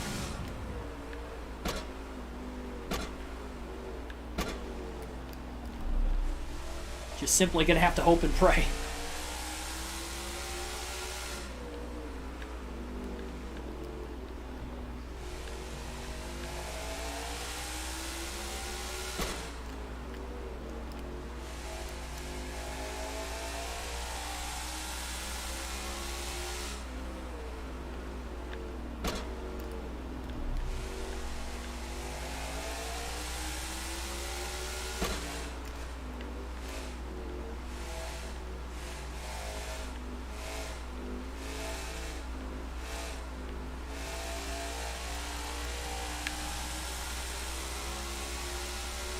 Good little battle for the lead, though, for that very little bit between Harvick, Elliott, and Briscoe.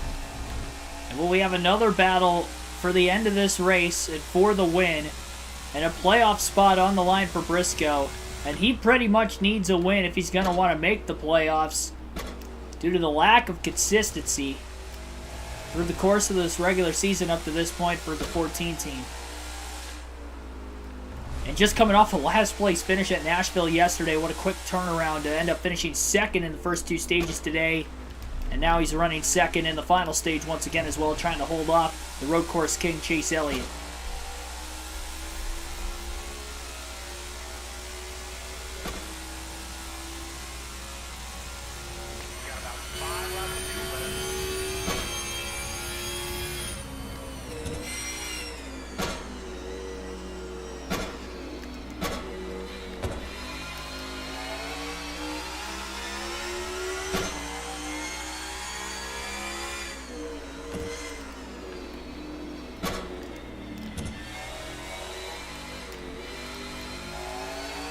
Don't ask me how I'm able to see.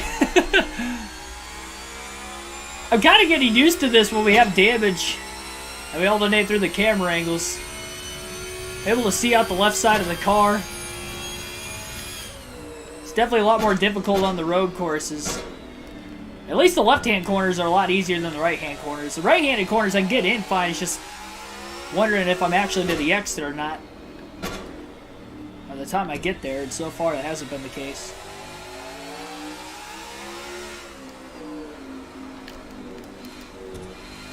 I can also kind of see it through the hood a little bit as it pokes up when I'm on the throttle.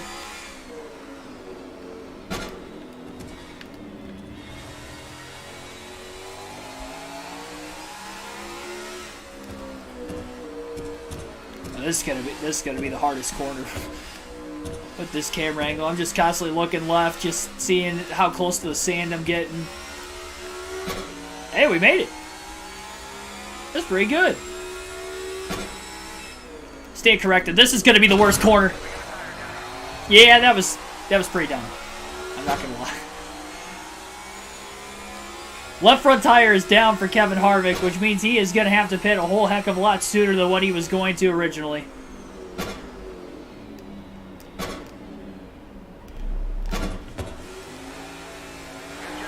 Briscoe to the lead. Oh well, I mean, we were going to have to pit anyway.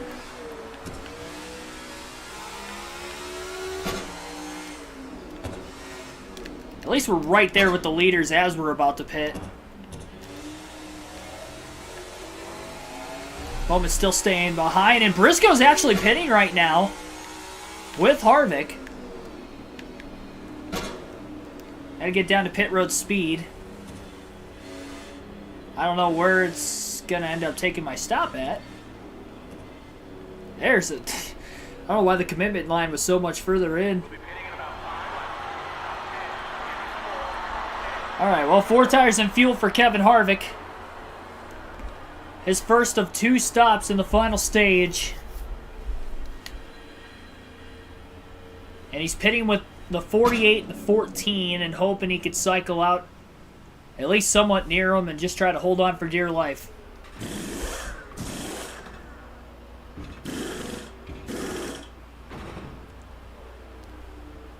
My hood got crinkled up in the first place because I got into the back of Josh Balicki. They stacked up on the restart at turn 2. I pitted during the stage break after I won stage 2, and that kind of put me back in traffic.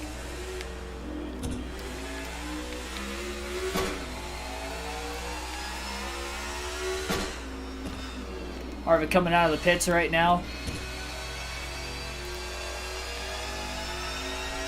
Really hoping that the rear tires are going to have some grip.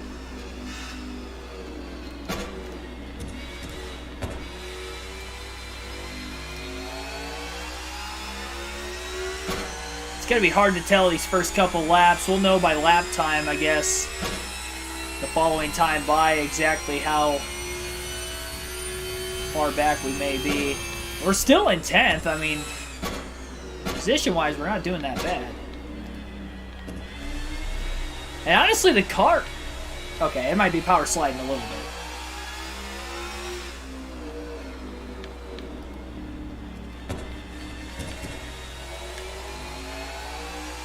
Maybe it's not as bad at Road America, I hope.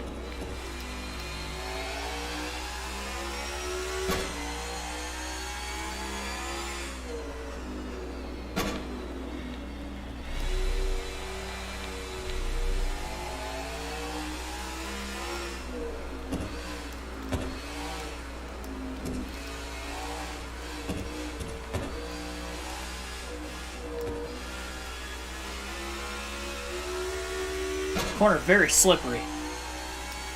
I mean, it was before, but it felt a little bit more slippery that time. It's okay, I didn't blow a tire that time.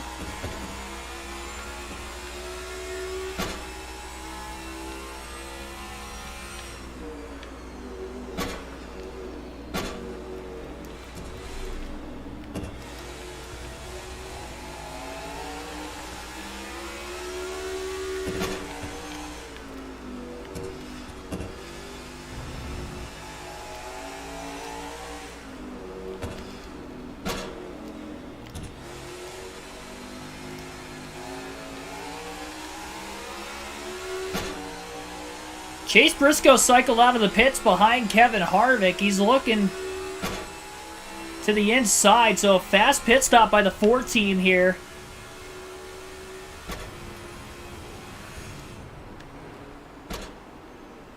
Trying to take advantage of this. That was a great pit stop by Kevin Harvick's pit crew to get him out in front of the field. He is definitely lacking the speed, though, right now, that he needs to be at his fastest. And Briscoe trying to take advantage of it. Reddick leads for right now. Harvick is in 7th. The top 6 still have to pit.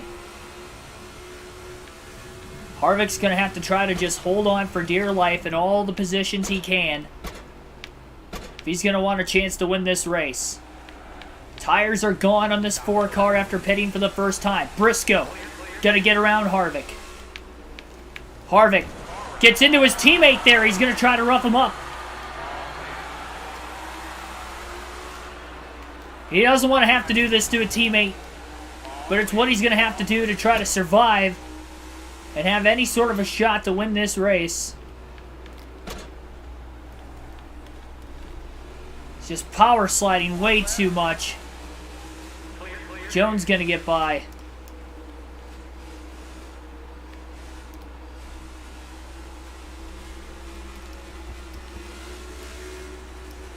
Oh, Jones went off into the grass, almost looped it. Harvick into the back of him. Got one left. Harvick gets around him in the kink.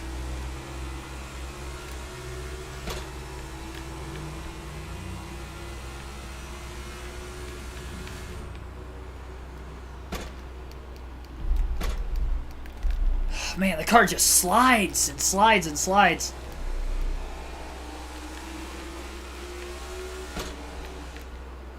Jones going to get right back by Kevin Harvick again.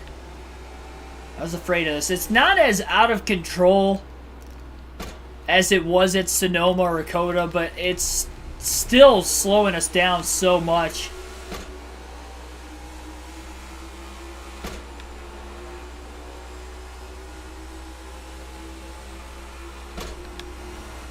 Trying to block Bubba Wallace.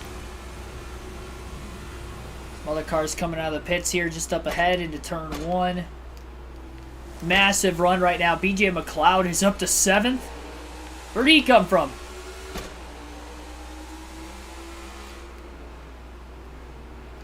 I think we're still waiting on the top 4 to pit yet. There's a whole line of traffic behind Kevin Harvick.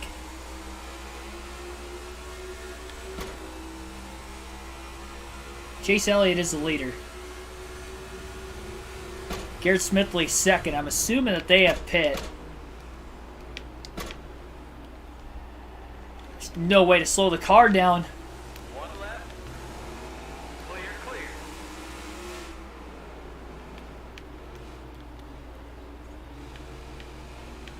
By the way, that last lap, 11 seconds slower than the fastest lap of the race by Harvick today. That's how much lack of grip he has.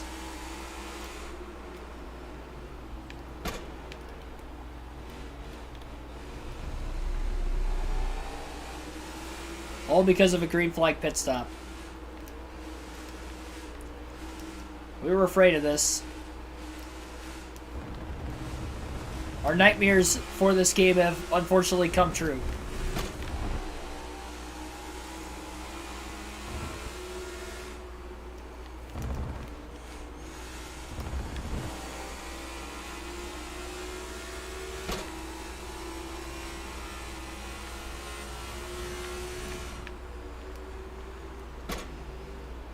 The only hope is that they have to pit 3 times. So there is still hope. If they have to pit 3 times, we know Kevin Harvick can make it on just one more stop. Although, as much as his tires are wearing out, we might not.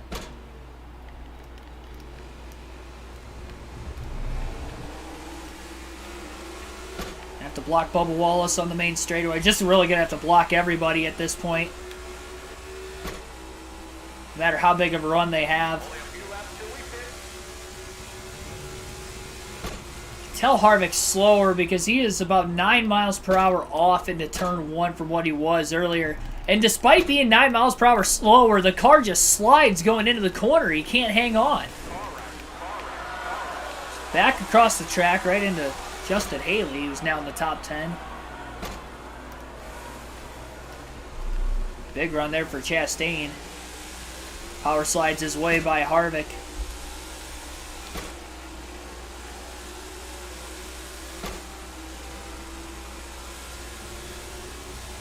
This is a stupid glitch. I mean, all glitches, I guess, are stupid. It's like you can't slow the car down. It just constantly slides. On the brakes, slides. On the gas, slides. Off the gas, slides. Turning the steering wheel, slides. All right, hold your line. Clear, clear, clear. Clear. Nothing you can do. Try to tighten up the car, make a setup adjustment. Slides. No matter what you do. 5 rounds of wedge, still slides.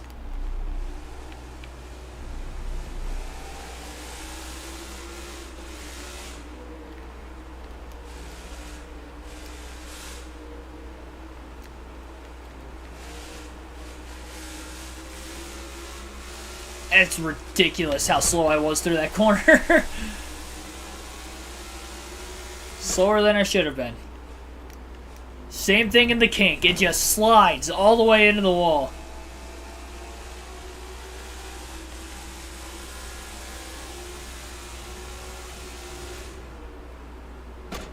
It's just going to get worse and worse and worse as this run carries on, too. Car right. Clear, clear, clear. Clear, clear, clear.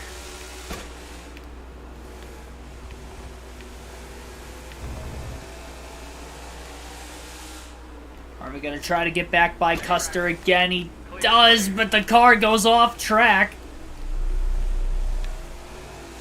Gets it corrected. Too late.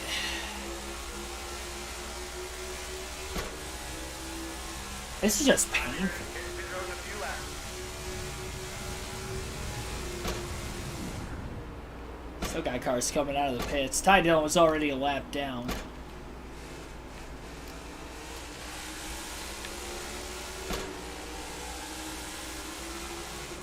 We're running so slow that I think even if they pit an extra time, I think they're still going to be ahead of us.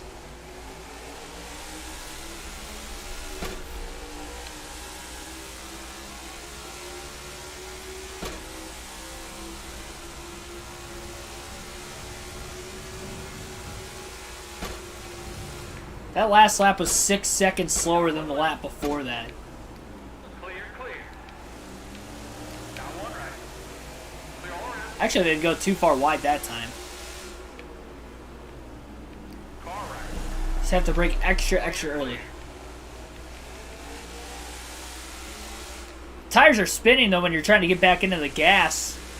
Even though I'm in the gas at a decent point.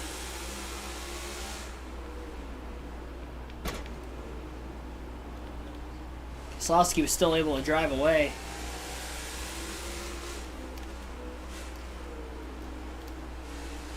Well, it was fun while it lasted.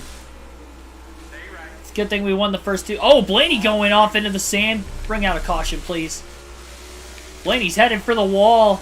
I don't think he got into the wall. He definitely went off into the sand and was heading that direction. Lost a few positions. Well, 3 or 4 cars passed him. No caution came out.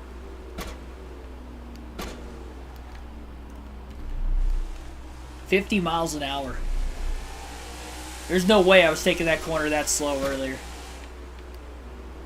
No chance.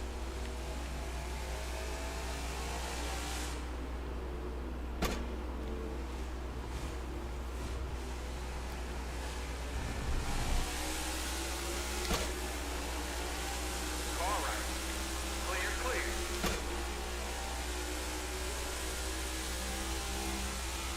Time be ready. Hit pit road in a few laps.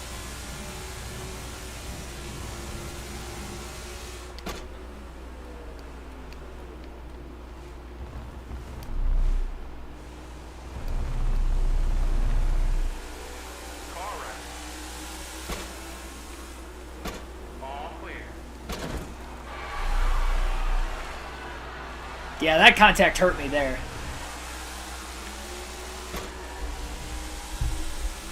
That just made me slide even more. Greg Biffle's up to 3rd. And considering Garrett Smithley's in 2nd, we could see an upset winner in today's race. We're going to have to trudge on. Hope for the best. I don't think I would have been this far back this quick if I could have ran it all the way out to lap 15. Stinks we blew that left front. I was making a bunch of mistakes in this final stage. It's costing me a bunch. We still could be in the lead up to this point. Well, actually, we would be in the lead because we wouldn't have even pitted yet. If I didn't make that mistake. Then it would have been doable. Then it would have been more likely to make it at 2 stops because now it's looking as if we might have to pit 3 times also in this stage just because of how badly the left rear tire is wearing out. It's both the rear tires, but it's the left rear more than the right rear, and I wonder if that's because the road courses that we've been to, at least so far, have more right-hand turns than left-hand turns. I know Sonoma definitely does. I don't know about Coda. That might have more lefts. But there's still a problem there. Wow. See, I tried to downshift early to try to catch myself that time, and I was redlining for a little bit. That didn't sound very good on the engine, I'm not going to lie. was worth a try.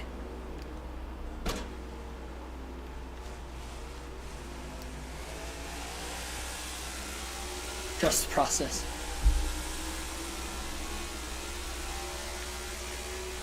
I mean, the fact we're still 15th is honestly impressive. Take it for what it's worth.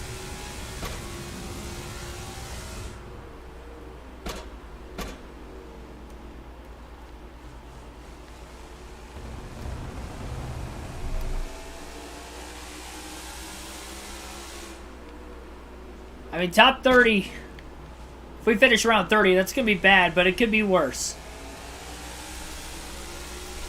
Every point's a position.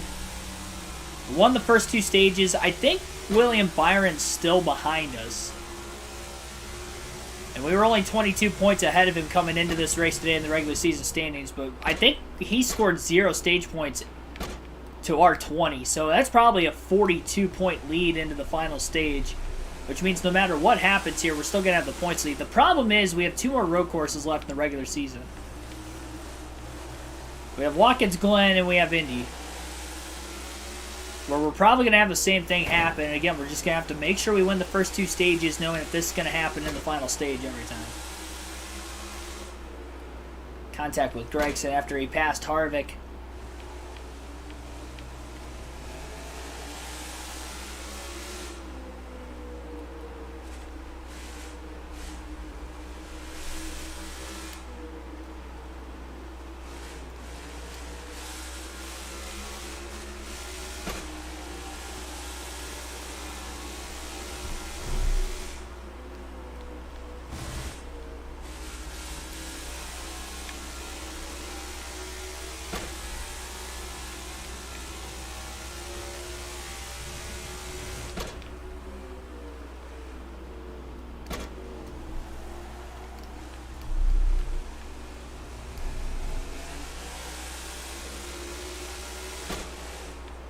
I think I pitted at lap 9.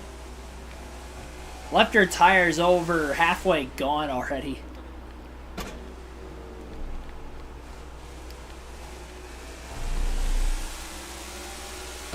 Yeah, because if I could have made it 15 laps, and we would have only had to pit after 8 or 9 laps. Instead, we have to try to stretch this all the way out, which is going to be even worse for ourselves. And about 10 seconds off our original pace. That's rough.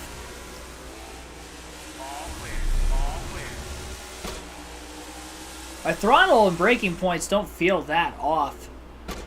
So it's crazy that the tires spin that much. And it's more bogging you down. Obviously, it's wearing the tires out too, but it's just bogging the straightaway speed down so much. Because the RPMs are cranking, but you're not going anywhere.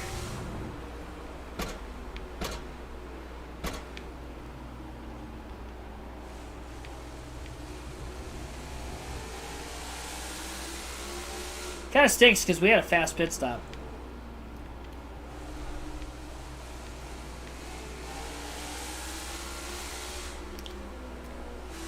Stinks that Briscoe didn't have a fast pit stop either because he was leading when he ended up pitting. Now it's Chase Elliott that leads. Elliott trying to get his 3rd win of the season. They give him the 2nd most of any driver.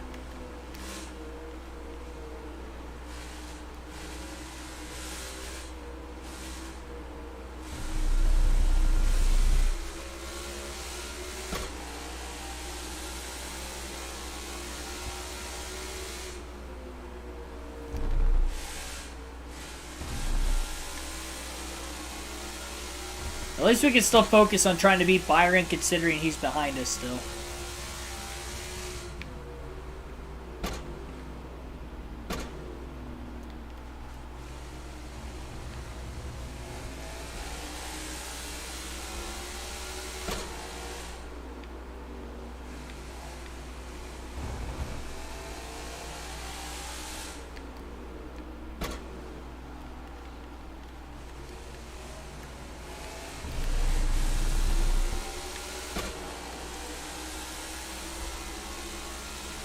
I want to see Greg Biffle win. Or Garrett Smithley. BJ McLeod's still in 7th. You never know how the final pit stops may cycle. Timmy Hill is up to 9th.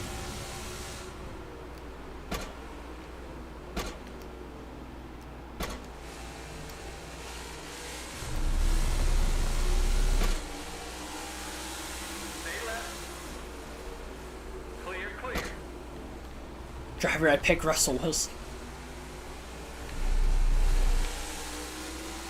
It does seem that way, doesn't it? I saw Ryan Blaney go off into the sand. He's still just a few cars behind us. He went wide off into the sand, too.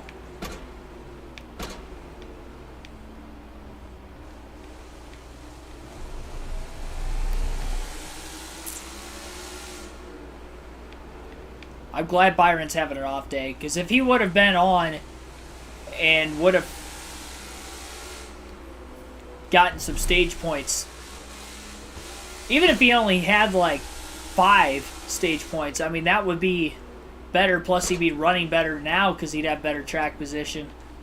Ultimately, I mean, he'd still have a good shot to take the points lead, but because it was 20-0 in the stages, Harvick's still going to keep the lead. And he had a full race worth of points over 3rd. Which, if I'm not mistaken, was Martin Truex Jr. coming into the race. I'm not sure where he's at in the running order either. I don't think he has passed Harvick yet. Also.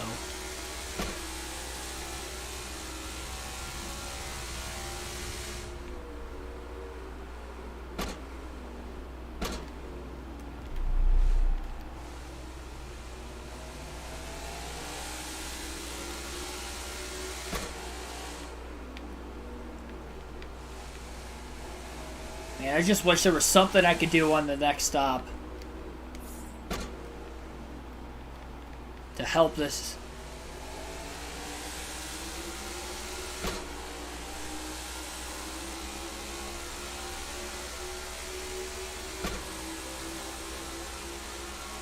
We've tried a lot before.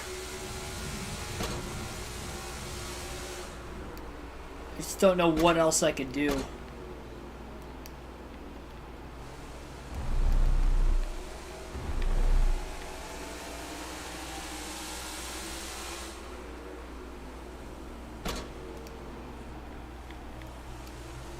I mean, if we had a caution, that'd be massive.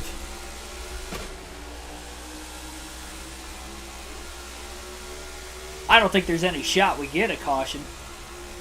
We haven't had one for incident this entire race. Down to 15 laps to go.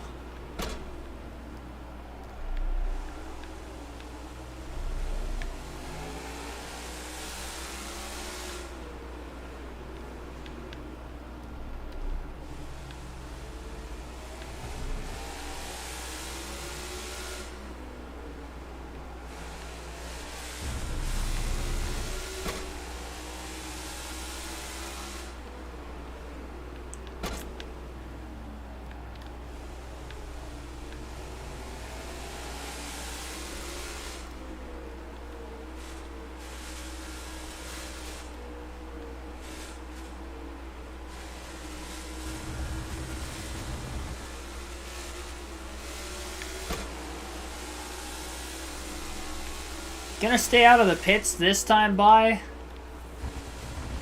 Really, really hoping we can go another lap after this. I really don't want to have to pit twice. I'm almost scared maybe I have to pit twice and everybody else only has to pit once.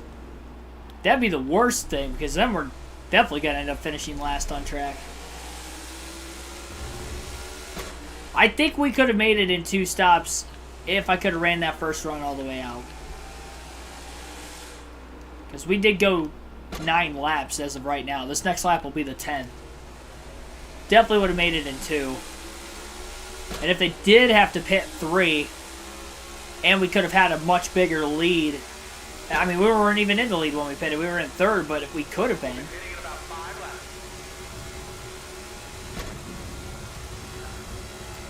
I still didn't like our odds, but it would have been better what we are seeing right now. And now Harvick's off in the sand, which is not good. Merges right back into Austin Cindric.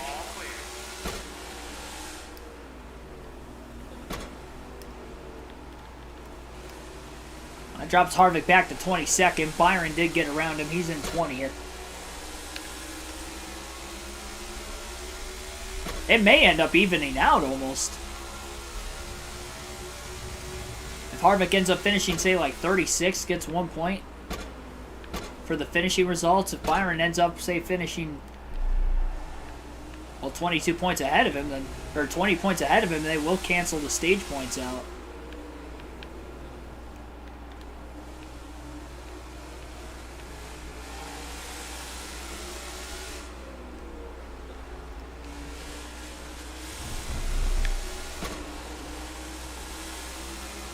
Alex Bowman back at 23rd. He was inside the top 5 at the end of Stage 1 and Stage 2. Clear. Got one left. He has fallen way off the pace. He's up to 22nd as he passes Harvick. And even though he's way off the pace, or even worse, or even way more off the pace than he is.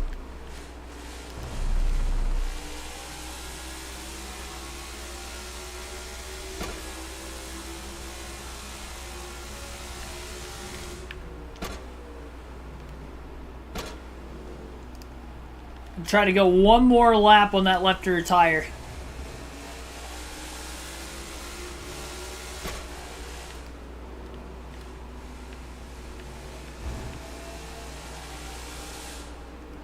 So I really don't want to have to pit again. Well, 2 more times. I'm going to have to pit 1 more, but I really don't want to have to pit twice.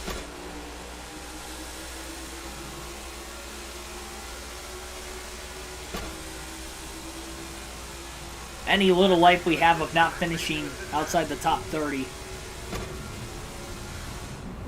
Chastain coming out of the pits. Harvick cycles in front of the 1. Hoping that lefter makes it all the way back around to the pits this time. I think Chastain was in 11th last we saw of him.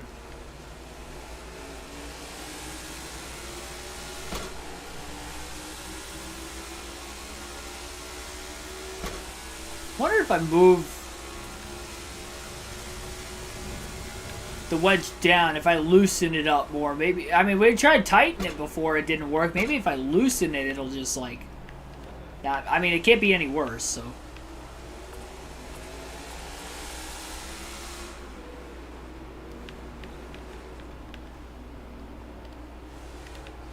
Oh, you know what? I'm going to tighten it way up. I'm going to move the wedge all the way.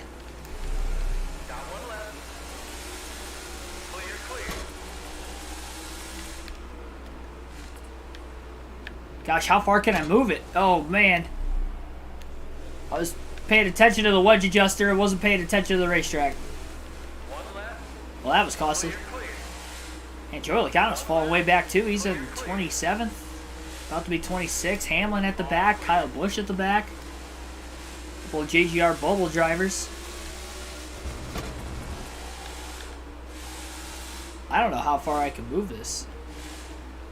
I didn't think the wedge adjuster could go above 5 in this game.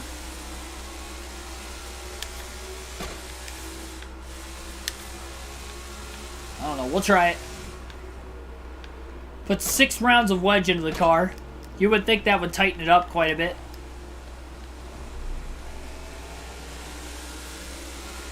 Harvick will pit this time by. He has 1 more corner for that left rear tire to try to make. And he's got to hope that the car is not going to be super loose this next run, and then that's maybe his only chance to win.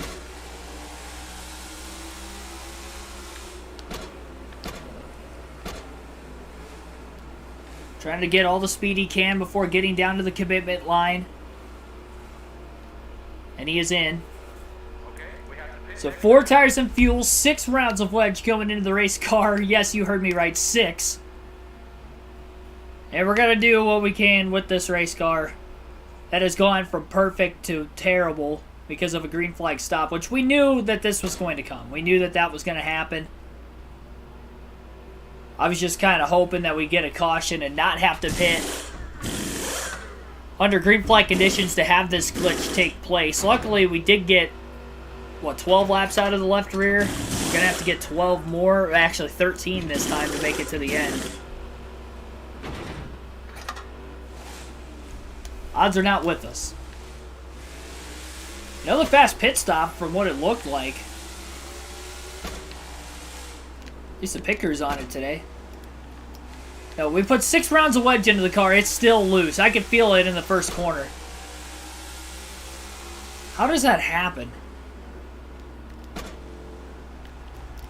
I think it's even worse than it was before. How do you make it worse? Maybe I should have went the other way. One left, one left. Clear all around.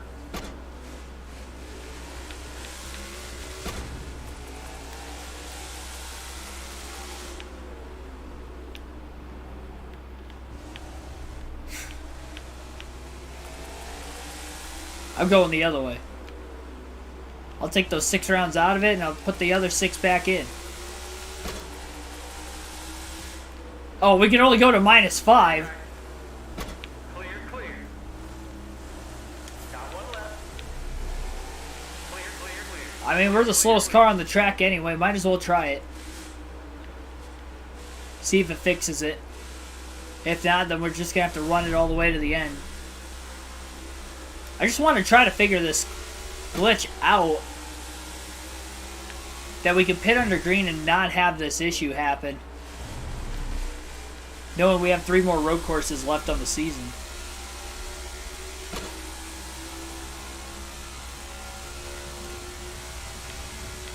Yeah, I'm just going to pit again. I mean, I'm going to assume that I'm going to fall back to 36, which is 1 point anyway.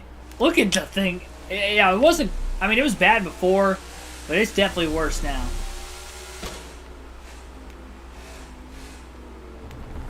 I can't keep it on the track. I'm trying.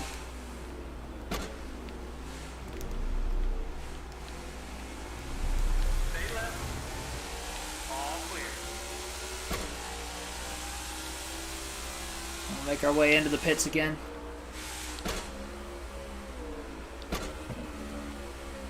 I just want to solve this glitch out. That's my big thing right now.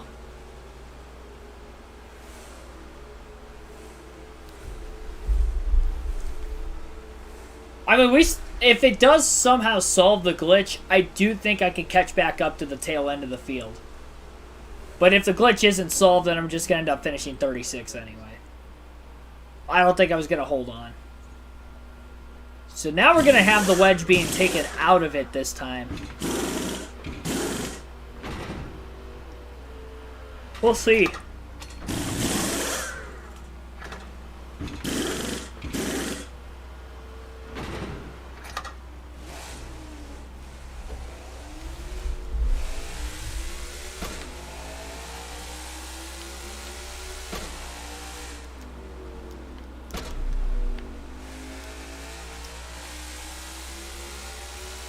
Well, it wasn't as bad, at least coming out of the pits, as what it was the lap before this.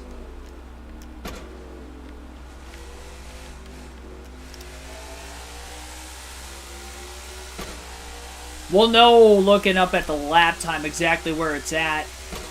Chase Elliott is not the leader anymore. It actually looks like Tyler Reddick is leading this race. Fitting.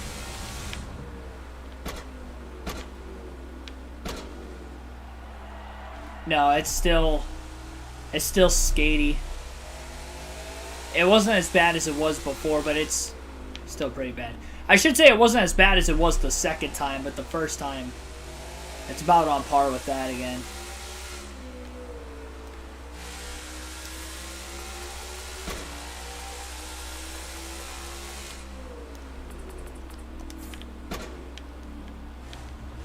Can't say we didn't try.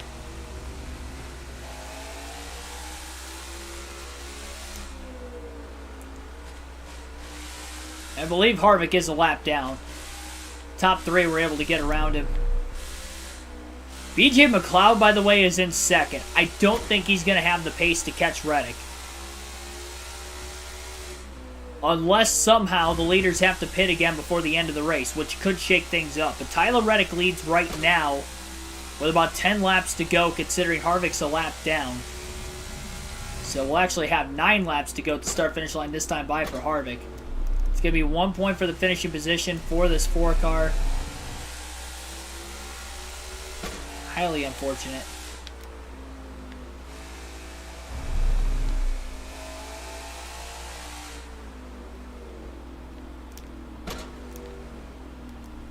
Yep.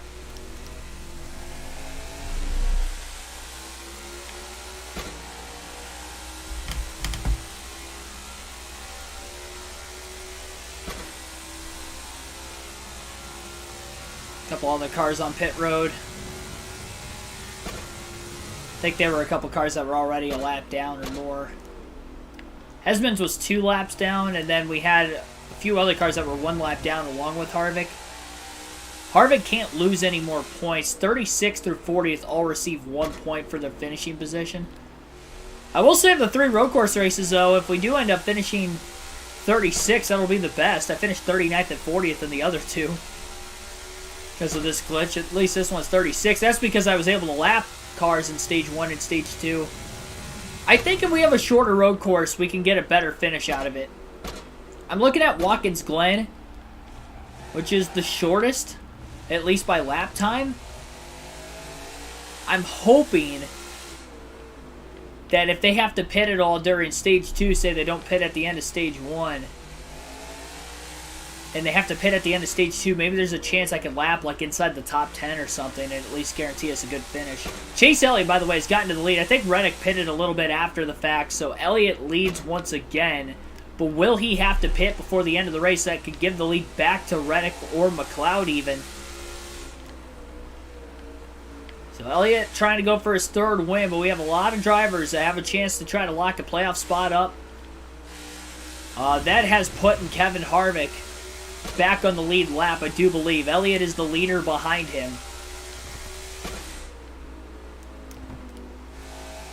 If Elliott gets held up enough behind Kevin Harvick, look out.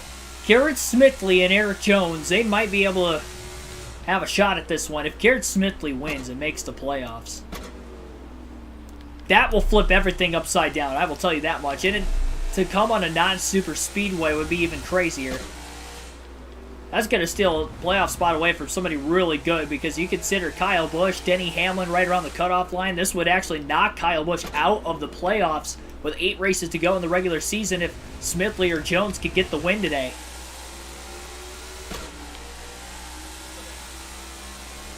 Harvick doesn't want Elliott to get another win and catch him in playoff points either, so he's going to try his best to keep the 9 behind him. Elliott has 8 laps to go. We don't even know that he's going to be able to make it to the end without pitting, but we'll see. It's a potential fuel mileage race for the leaders especially. Yeah, the car is back to where it basically was after the first green flag stop. The second one, it was way worse, but this one, I mean, I'm still 10 seconds off the pace.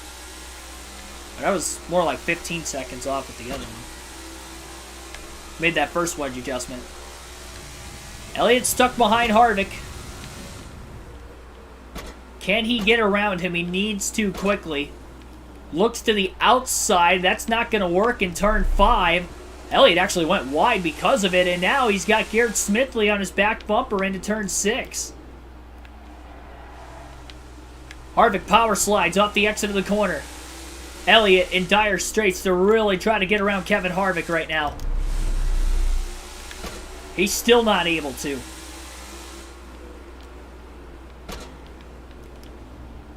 Smithley trying to pull off the biggest upset of the season.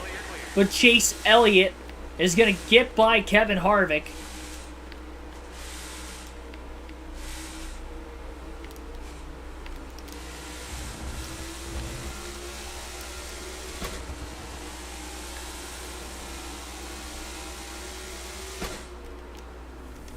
Harvick sends it into the kink. He can't get it to stick.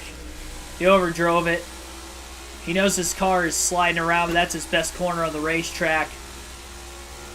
Tried to take advantage of it to get back to Elliott. He was just too far back anyway. Doesn't have the car anymore. So Chase Elliott still leads. Now it's just a matter of can he actually make it on fuel to the end of the race. That is the next question. And we'll definitely get a first glimpse of whether he will or won't when the time comes. Briscoe in fourth. He's trying to make his way back through traffic again. Elliott is pulling away. There was a chance for Garrett Smithley to win this race at Road America today. Harvick going to go wide. Smithley's going to get around him through turn 2. Can Garrett Smithley try to run down Chase Elliott? He's got by Harvick now. Jones being held up by the 4. Smithley didn't really get held up that much. I don't think he's got speed with the 9.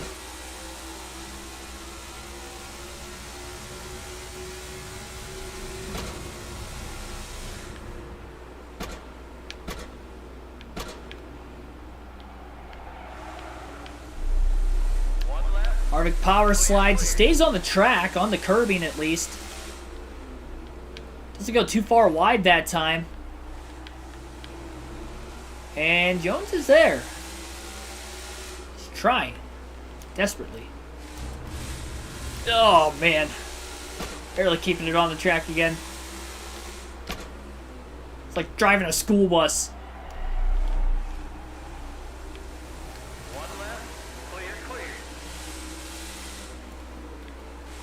Biffle in 6th. Jones, Briscoe got by. They're in a close battle for 3rd still after getting around Kevin Harvick. Briscoe got off of the carousel a lot better than Jones. Into the kink, takes a look. Not going to be able to get to him. Harvick closes back in on the 14. He's going to get around his teammate there. I think he might have got held up behind Jones. Harvick sends it in. Gets by Jones, but Jones going to get him back. And so does Briscoe.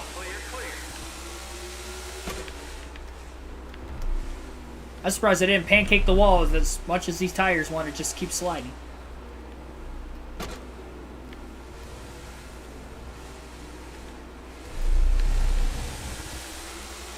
Again, for anybody maybe watching for the first time that doesn't know what this glitch is, if you have NASCAR 22, which is, at least this edition of it is NASCAR 21 Ignition with the season update. If you have the NASCAR 21 Ignition season update, do not pit under green on a road course if you can help it. If you're doing full races, you pretty much have to at some point.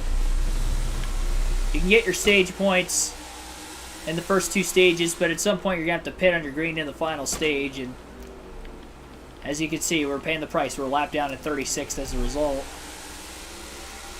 May be able to finish on the lead lap if the leaders have to pit ahead of us yet. Now, Reddick was leading. He's in 5th right now, but he lasted a lot longer on fuel than the drivers that are ahead of him. So Reddick is going to be good to the end. But are the 4 drivers ahead of him going to be good to the end? If not, then Tyler Reddick and Greg Biffle will be battling for the win, one of which will make the playoffs, as they're both winless on the season. You can bet I would likely help Greg Biffle. Because if Greg Biffle can win his first career road course race at the age of 52 for New York Racing, that would be something. Reddick to the outside of Harvick. Oh, he's going wide. Trying to get around the 4. Reddick very wide. Harvick down on the curb. Oh, Reddick's off in the grass. It's going to allow Harvick to get back by the 8. Biffle's got to run. But not enough of one to get by Reddick.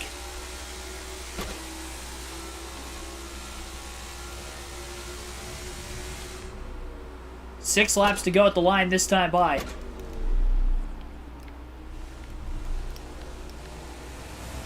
Reddick again trying to take a move on Harvick. Gets alongside but not able to make the pass.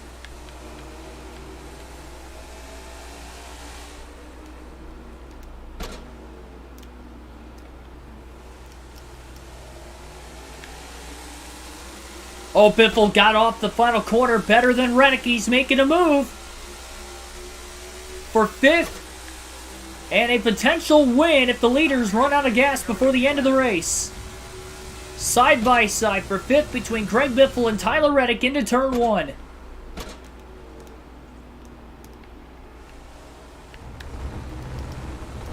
And he could not make the pass. Reddick holds on again. He's got a big run on Harvick into turn 2. He's going to look to the outside. Harvick up in front of Reddick. Reddick can't get around in there as they bottleneck off of turn 2. Bubba Wallace in the mix. Won the Daytona 500, hasn't won since. I couldn't tell who was behind him in line.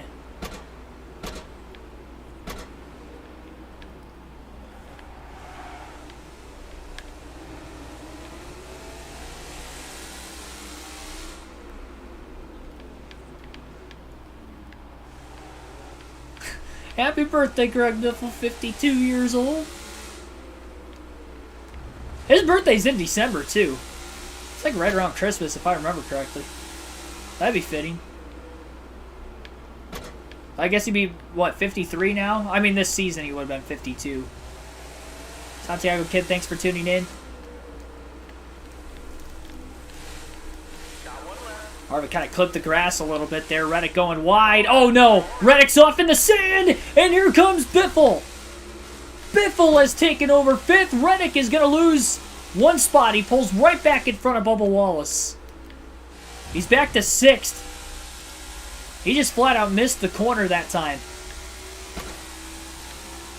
Biffle pulling everybody with that stack up back there after Reddick's mistake. And it's only for the win if the top 4 have to pit, which they may have to before the end.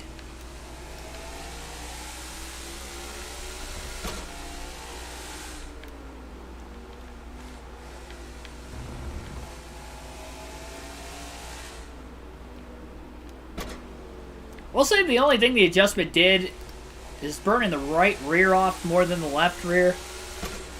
So I should be able to make it enough laps. I have to remember that going forward. At least it will help me last extra laps.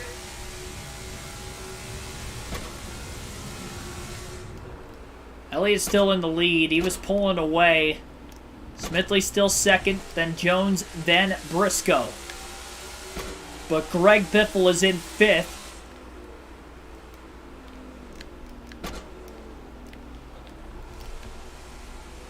BJ McLeod in 7th. He's the next car behind Reddick. That means McLeod got by Bubba Wallace that last lap. We might have a battle between Greg Biffle and BJ McLeod for the win at Road America. A fuel mileage race. Biffle got stage points at the end of stage number 2. He was 8th. Got up to 5th after the cycling and pit stops here. Harvick power slides. Biffle stuck behind the 4. You'd have to think that Reddick in that RCR Chevrolet has got a faster car. Can he finagle his way around Biffle and around Harvick? Bowman's 17th. I just saw him on the leaderboard.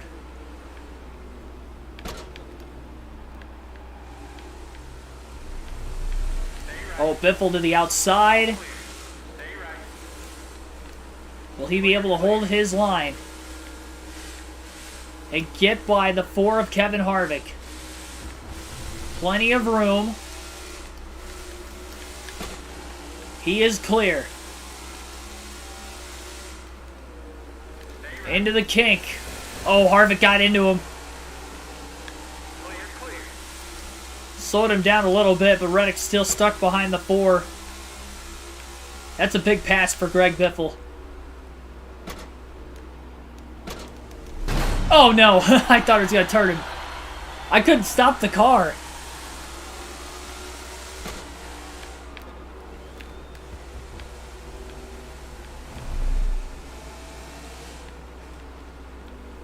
Tires are just spinning and spinning and spinning.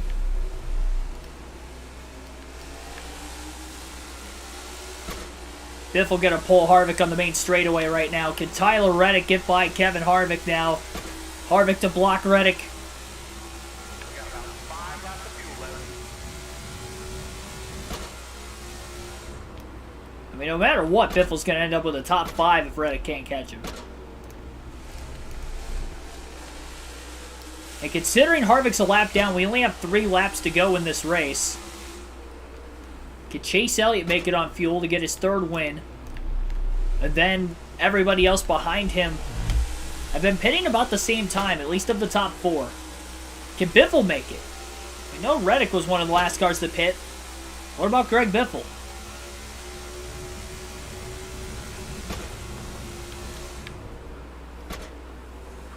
Reddick to the outside in turn 5. Harvick cooks it 2 deep. Got the right rear in the sand. He comes back across Cole Custer, and around goes Kevin Harvick. I think he had it saved after he came out of the sand, but then he clipped the 41. Custer goes around. He's trying to get back going. Cars are stopped trying to get around him. We stay green. No caution. We are not going to overtime.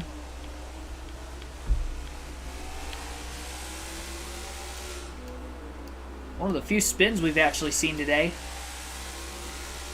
The first by Harvick. Just caught the right rear in the sand. It looped me right around. Well, it started to, and then I think I had it saved, but then I clipped Custer. Or Custer got taken out by his teammate. Now Chastain's going to send it off into the sand. And the carousel. I'm in the grass. I don't even care at this point. I'm freaking 36th anyway. Black flag me finish last. I'm still only going to get 1 point for finishing.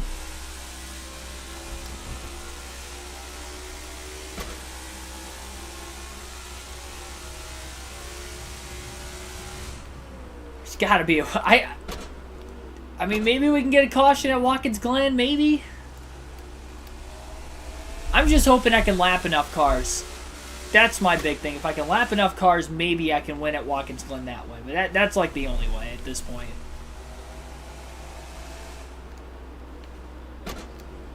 Well, who's going to make it on fuel to the end of this race and win at Road America? We have 2 laps to go at the line. Harvick's a lap down, so 2 to go. We'll be pitting in about 5 laps. Don't see the leaders there. Although after spinning out, I wouldn't be surprised if they do pit. We wouldn't even cycle back onto the lead lap at this point. Timmy Hill in 11th.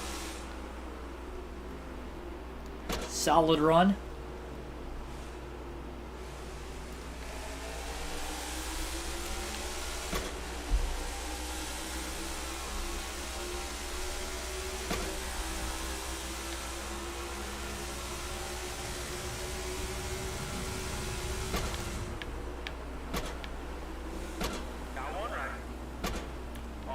Hill trying to get to the outside of Kevin Harvick. Makes the pass on the outside at turn 5.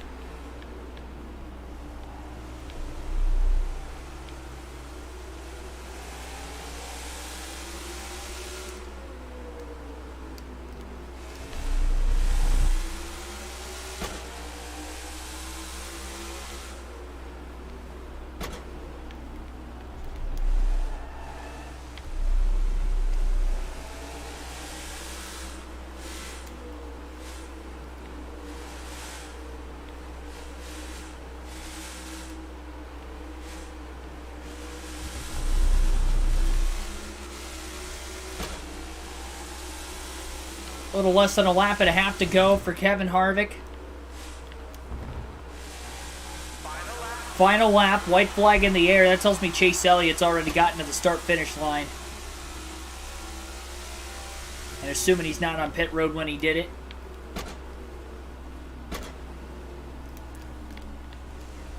All the potential upsets we could have seen today. And it doesn't look like it's going to happen. We've been close to getting an upset first-time winner in recent races. Justin Haley ended up 3rd. late at Nashville. Was leading at one point very late following the pit stops, but Logano was able to get around him.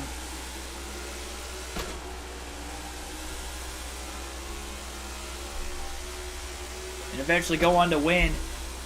Garrett Smithley in second in this one. And Greg Biffle, if those guys would be short on fuel in fifth, might have a shot to win this race still. 4 miles is a long way around this racetrack for one lap to be able to try to make it on gas. And Kevin Harvick, despite winning the first 2 stages of today's race, we knew that he was going to end up having the slowest car on the track in the final stage once he made a green flag stop. And he is going to finish a lap down as a result, 36th. Just got to hope that maybe I can lap cars in stages 1 and 2 at Indy or Watkins Glen. That may give me a chance. About all we could hope for.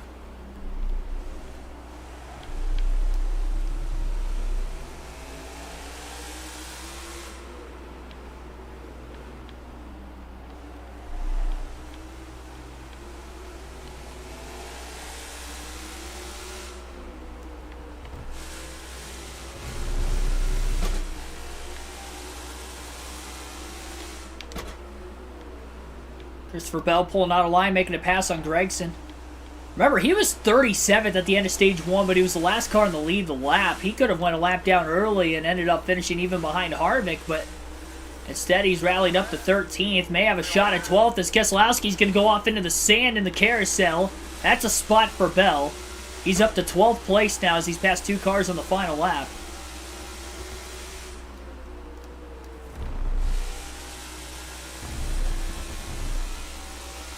Not a great day by Bell, but he salvaged a decent finish, all things considered.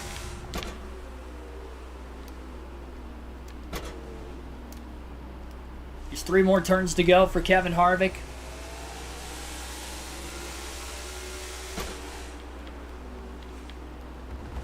We'll see the finishing results. I'm sure Chase Elliott has already won his 2nd career race at Road America. Had a fast pit crew. Bell got into Harvick there coming off the turn, that final corner. That may give Custer a chance to beat Bell at the line, and that might have costed Bell a position. It's going to be close. No, I think Bell got him and held on for 12th place. But the checkered flag is in the air. Our driver Kevin Harvick unfortunately ends up finishing at 36th. But because Cody Ware, Ty Dillon, Harrison Burton, and Larice Hesmans went a lap or 2 down in stage 1 and 2, Harvick ended up 36th, but still only 1 point for his finishing position. Kyle Larson fell back to 35th as well there, despite scoring stage points in the first 2 stages. Kyle Busch was having a great day, fell back. Logano was in the top 10, Chastain too. So a lot of guys definitely didn't cycle well with their 2 pit stops in this final stage. But Chase Elliott gets a win, 2.9 seconds ahead of Garrett Smithley in 2nd. Career day for Smithley in that Rick Ware Racing number 15 car. Eric Jones ends up 3rd, Chase Briscoe 4th. Greg Biffle with the top 5 for New York Racing. BJ McLeod 6th. He did get by Reddick there in the closing laps. Reddick finished 7th. Bubba Wallace 8th. Justin Haley 9th. Kurt Busch will round out the top 10 today. We have to see where William Byron finished yet also. I didn't see on the first scroll through the screen. He ended up 19th. So he will get 18 points for his finishing result. We get 1. So we net gained 3 points on Byron today because we outscored him 20-0 in the stages. So that means we're right back to a 25-point lead, which is what it was going into last night's race at Nashville. So we lost 3 points last night. Then Byron got those 3 points back today. Or, sorry, the other way around. We lost 3 points last night, and then we gained the 3 back today, despite finishing well worse than Byron. That's how important the stages were to start this race off. So, very fortunate William Byron did not have a strong day, because he would have taken the points lead. The fact that he lost 3 points with a 19th place finish. If he would have ended up in the top 5 and scored stage points, he would easily be the points leader right now. But we're still hanging on to the points lead. 8 races to go. It's going to be a tight battle. We have 2 more road courses left. We're going to have bad finishes probably at Watkins Glen and Indy. We just got to hope we win the first 2 stages, and we have to hope that William Byron does not have on days there. And we just have to hope that we have on days elsewhere. The intermediate tracks are hit or miss for us. That's really flipping the coin on whether we finish good or not. Super speedways in this game. I won at Atlanta. We do go there next, so that's possible. Daytona Talladega I didn't run so hot at. But Atlanta I did run good. So super speedways can be kind of a flip of the coin too. Road courses we can get stage points. We're not going to finish good. And then the short tracks is where I need to take advantage of it. And I think Richmond is the only... Richmond and New Hampshire are the two tracks I look at that I can go out. I can win those two races. I can have a car that can compete for the win in those two. So if I can capitalize at New Hampshire and Richmond, win both stages, win the race, win both stages, stage 1 and stage 2 at Watkins Glen, Indy, hopefully I'll have enough points that if I have bad finishes on the road courses and I finish mediocre on the intermediate set, I could still maintain a 25-point lead. That's what I'm hoping for. But then you got to worry about Truex closing it. Well, Truex didn't have that great of a day, though. He finished 21st. I don't think he had any stage points either. So, I mean, Chase Elliott won. He scored a lot of stage points. Maybe he's up towards third. He wasn't that far behind Truex. I mean, we do have to worry about some other guys, especially if Elliott goes out and dominates, you know, goes out, wins Watkins Glen, wins Indy too. And we might have competition with Elliott more than Byron for the regular season championship, but that's just the way it's looking right now. Thanks for everybody tuning in. Be sure to hit that like button. Again, subscribe for more daily NASCAR content if you haven't already, and I will see you guys tomorrow night.